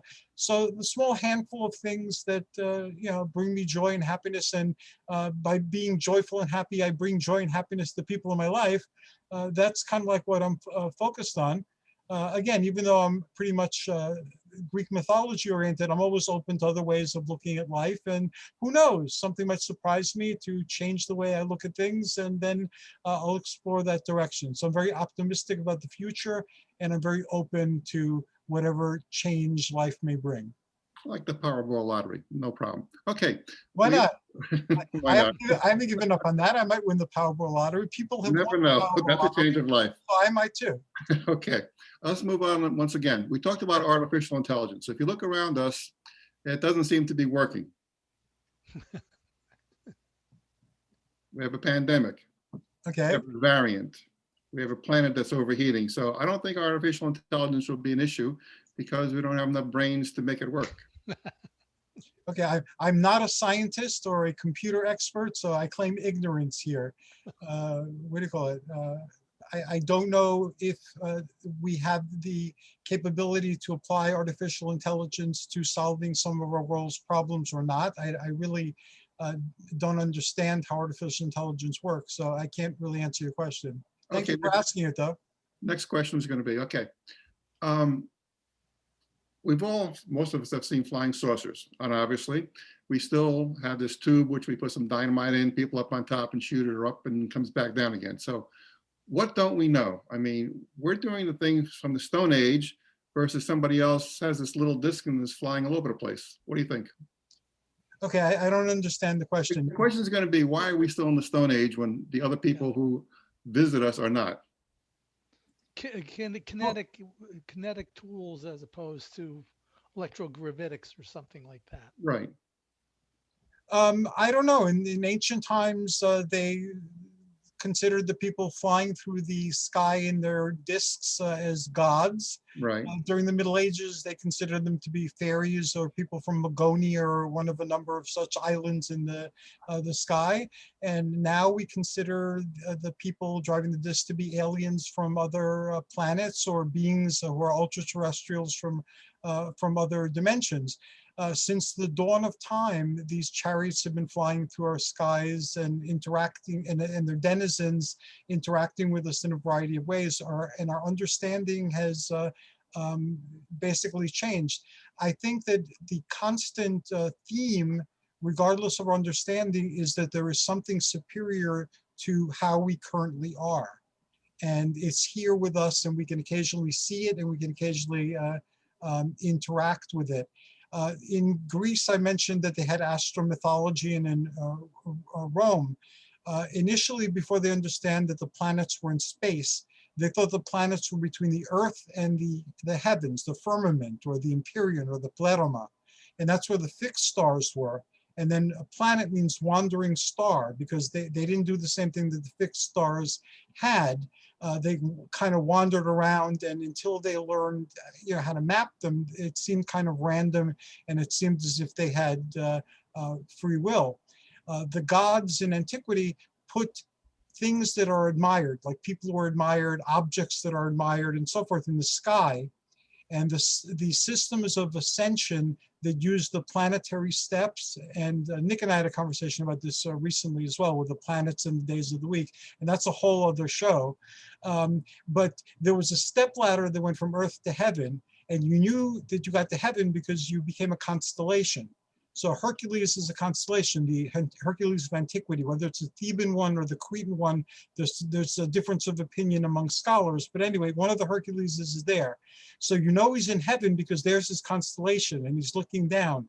So the UFOs from antiquity to the present, the same as astromythology, it is an invitation to think beyond the life we have here on this earth, and to strive for something better, and to reassure us that there are ways of getting from where we are to where they are, because they're there and they're related to us in some way.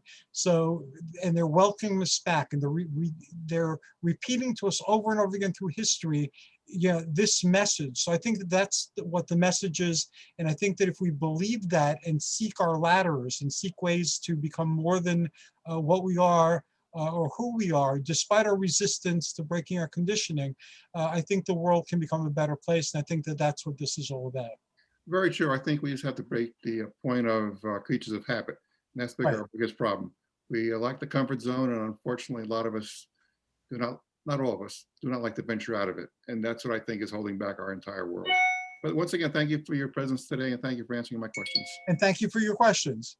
You had me stumped on a couple of them, so I need to correct my ignorance and go seek answers. Joseph? Any more, Stan? Yeah. Plenty more, but that's okay for the time being. Okay. All right. Great questions, Stan. Very good. I'm going to go down the line here. Mindy, would you like to ask a question or make a comment? Can you hear me? I'm in. Yes. Loud and clear.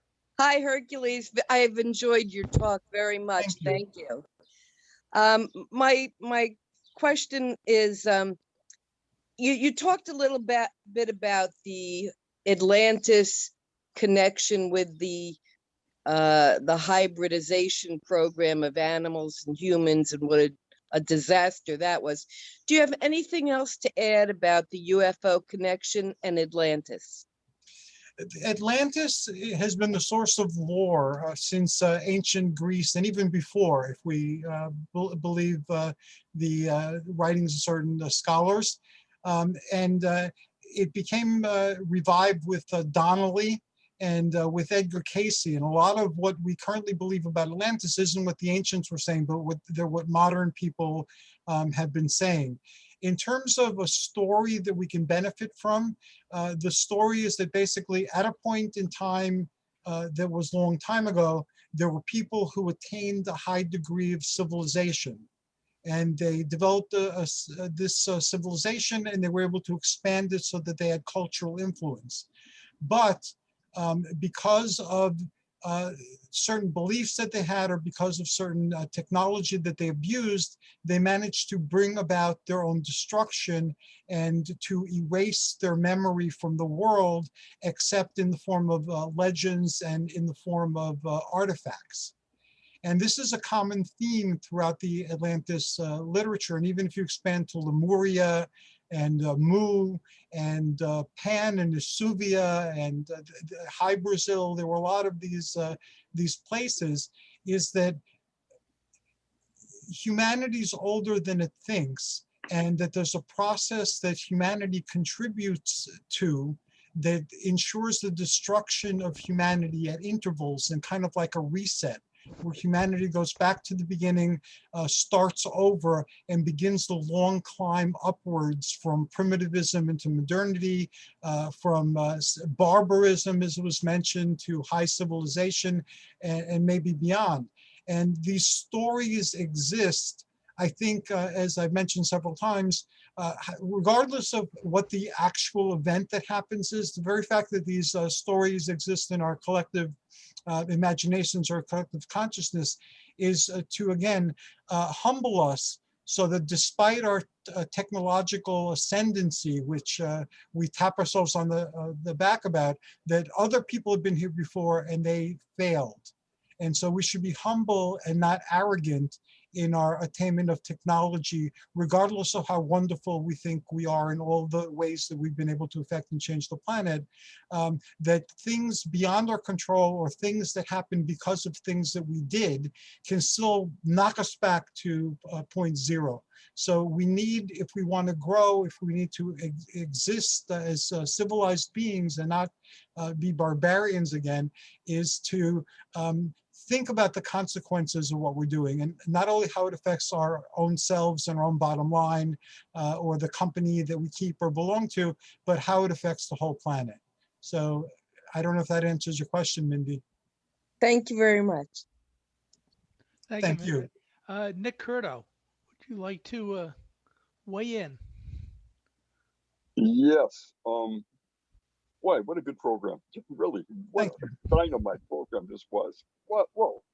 The one thing, just to end this part for me, is that the search for truth, you know, our motto, Disclosure Network New York, is, quote, connecting the dots to seek truth, unquote. When you find the truth, and you realize that really is the truth, you have to be courageous. It takes a lot of guts to say, I was wrong about whatever it was. I really was. It's what I learned. It's what I thought I knew. And now I've come to the conclusion that that is wrong. And to move and to grow, you have to understand, you have to have the guts to say, you know what? I want to go on to the truth. And I found the truth, and I have to shed what I thought was the truth, but it wasn't. It's a courageous thing to do. And it really takes all you have to really carry that out. That's the final thought I had. And you're very right. And each of us finds our truth, and we have a responsibility. And again, those of you I know personally have taken that responsibility to heart and are doing things in the world to help share the light of your truth.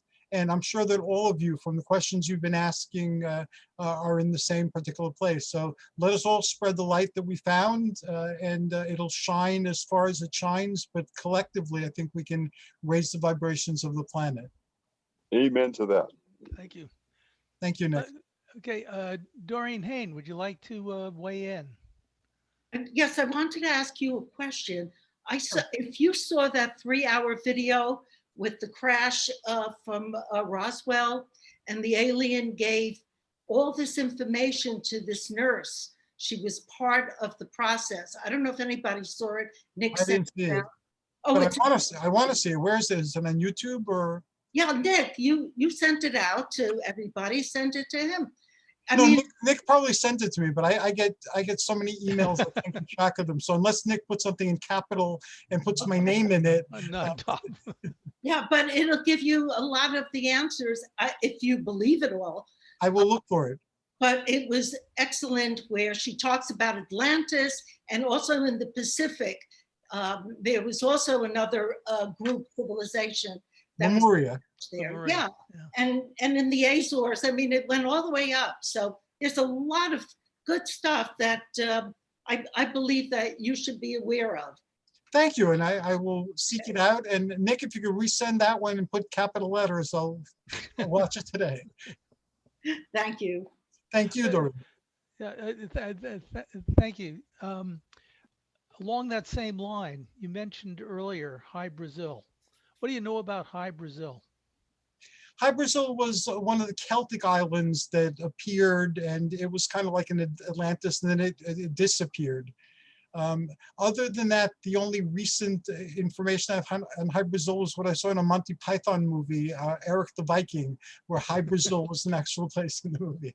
But when I was into Celtic things, I was into my teens and early 20s. So I don't have any recent knowledge on High Brazil, just what I read back then. Okay.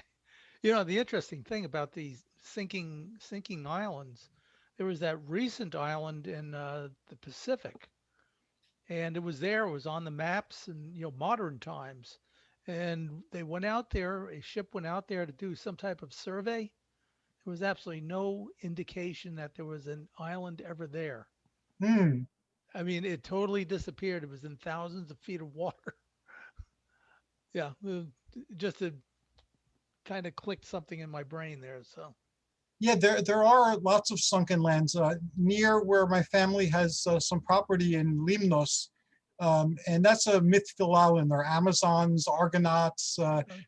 Hercules appeared there first as a god. Prometheus stole the fire that he gave to humanity, he got punished for. So it's very myth-filled island. There's a whole area called the Vulagmena, the sunken lands. And there's supposed to be a labyrinth there that the ancients wrote about. And if you go diving, even without equipment, just with a mask and the pedals, you can see underwater a little far out. There are buildings and there's statuary and there's all sorts of jars, and it's really, really great.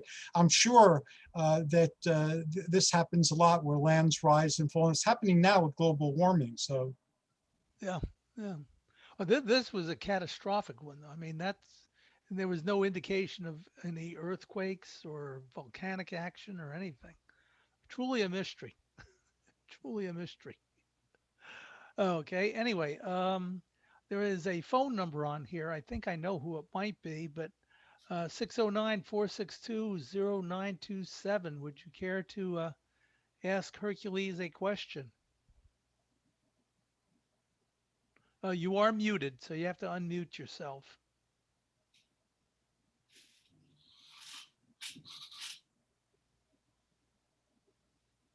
Let me see if I can send a.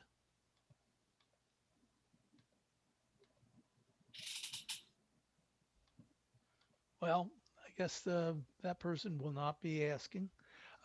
Anybody else? We can go right down the list again. A lot of times, questions and answers generate more questions, more answers. Okay. Anybody else like to ask a question? We have about 8 minutes before we. I just want to say, Joe, that phone number should be George Hansen. Oh, is that George? Oh, okay. George, are you out there? Okay. Thanks, Mindy. Okay. He's still not answering. Welcome, George, if you're out there. Okay. Anyway, okay. Going back. Anybody else have anything they would like to comment on? Discussions about anything? Just a quick note that Yeah. Hal Rainbow from Staten Island, who is my partner, Yes. he's in the other room, and it says Nick Curto and Y Yeah. and Y, Yeah. but it's really Hal Rainbow. Just wanted Okay, to Hal. Hal, clarify you wanted that. Hal, you wanted any questions or? None at the moment. This has just been amazingly fascinating. From all of you, I've learned so much. So I have to actually take about 2 hours to figure out the questions. But thank you. Well, okay. Well, I will be sending out a quick link to this, and then I will be also uploading it to my website. And Hercules, you could link to it. It's going to be up on YouTube. I will. Okay, do what you will with it and everything. No copyrights or anything like that. Get the word out. That's what we If want you to send do. me links, I will definitely post it and repost it, and I'll put it in our Hercules and the Space Gods group as well, where it'll be there for people to find it easily. Okay, all right. Okay, so just a quick reminder, next month, second Saturday, it will be Mark Brinkerhoff and Phyllis Brinkerhoff. They had to drop off a little bit earlier because I was going to ask them to comment on a portion of what we were talking about here, because I think they're heavily vested in that particular area. Perhaps they will answer it next month. So the month after that, second Saturday in September, will be Nick Curto. Nick, I'll be getting with you. You let me know what you want to talk about, and we'll go from there. And Okay, then, you got a plan. Absolutely will. Thank you. okay, and October will be the antenna behind me is the radio telescope that we have, and it's at the site where the first moon bounce took place and the birth of the space age. So we have some historical significance, not quite as old as ancient Greece or ancient Rome, but it's still significant in many, many ways. And we'll be going through that when hopefully people will be able to make it, and should be interesting. So Joe, may I ask you, what's the date again, please, of that event? October 30th, and that will be registration will be either pre-registration before. Not sure how I'm going to handle that yet, or registration at 8 o'clock in the morning, going on all day. We will have 4 or 5 speakers. It's a mini conference. You got to work out some of the logistics about maybe getting a lunch truck or food truck that could provide lunch for people that show up and everything.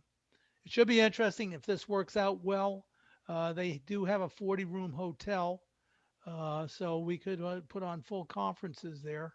Awesome. This is also historic. This is Marconi's site where he did his transoceanic work. Also, Jack Sarnoff, the founder of RCA, worked with him there, and he built his first commercial radio for all of us that are into transmissions of various things. And it was also part of the Manhattan Project. Tons of history, tons of history. And you'll be also seeing all 4 of the museums. You'll have access to all 4 of the museums for that. Okay, so anyway, that's all I have for now. Um, uh, Anything else, Hercules? Sure. In order to, if you want to share in my adventure, if you're a member of a spiritual group that focuses on the cosmos, I'd love to hear from you. If you're a star seed, I'd love to hear from you. If you've done research into those areas, if you'd like to be part of the conversation, again, please contact me through Joseph. Absolutely. Everybody, you'll have my email address. If you want, I'll put your email address on the Thank you. thing that I sent out also. So, Hercules, can I ask you a question quickly? Sure. Since you said you're a politician and you sit, I guess, on the board, have you been a positive influence on them? I've tried to be. We vote on things, so I try to vote with my heart and with my conscience. Again, I have a very minor position, but I try to do what I can through that particular position. One of the things I voted on was initially with political signs. The prevailing idea was that you could only have one candidate on your lawn. So I pointed out that I have 4 voters between the 2 attached houses. So not everyone's going to have the same opinion. And I fought for that, and people actually voted that now it's okay to put as many signs as you want for as many different people running as you wanted. So again, it's a minor thing, but it was significant because a lot of people, because their husband or wife or mother or father or daughter or son were active politically, they'd be afraid to put other signs. So this way people can put whatever signs they want. They could support more than one candidate. So that's just one example, a minor thing, but I consider that it was a good thing to do. Yeah, well, you're not intimidated, and that's the point. No. That's great. Thank you. Hercules, do you mind telling what your position is? I'm on the Democratic County Committee. Oh, okay. I was voted in. I didn't even know I was running. People wrote me in, and I got a letter in the mail in a couple of weeks after the election addressing me as the Honorable Hercules Invictus. So I opened up and I was informed that I now held office. So Oh, you didn't have to use your your legal voter name? that is my legal voter name. Oh, is it really? Yeah. Okay. I was born with a long Greek and unpronounceable name that didn't serve me well because people who weren't Greeks would make up names to call me. So, so I legally changed it to Hercules, which is what my first name translates into. It was Oh, okay. Panayotis, which means dedicated to the Queen of Heaven. And in antiquity, Hera was the Queen of Heaven, and that's what Hercules means, or Heracles. So I've had a lot less problems with my name since I just legally made it, what I Excellent. felt inside anyway. Okay. All right. Yeah. I'm on the planning board in my town. Oh, awesome. Sometimes I wish I wasn't, but you know how that goes. I'm on the Access for All Committee. I'm the chairman of that, and I'm also the champion of the Tenafly Mayor's Wellness Campaign. Okay. I got environmental committee too. I was on that. That's an awesome committee to be on. If I had more time, I'd still be on that one. Well, anyway, it is 4:30 exactly. I want to thank everybody. Hercules, thank you especially. Thank you And for thank a you all, very too. interesting presentation. Thank you all for participating, Nick and Hal and Bruce and Stan, Mindy, everybody. So until next month. Bye, and thanks again. Thank you Bye. very much. Bye-bye. Bye. And I'll talk Wonderful to Nick program. and Hal later. Bye-bye. Okay. Wonderful program. Thank you, Nick. Okay, bye, everybody. Bye-bye. Bye.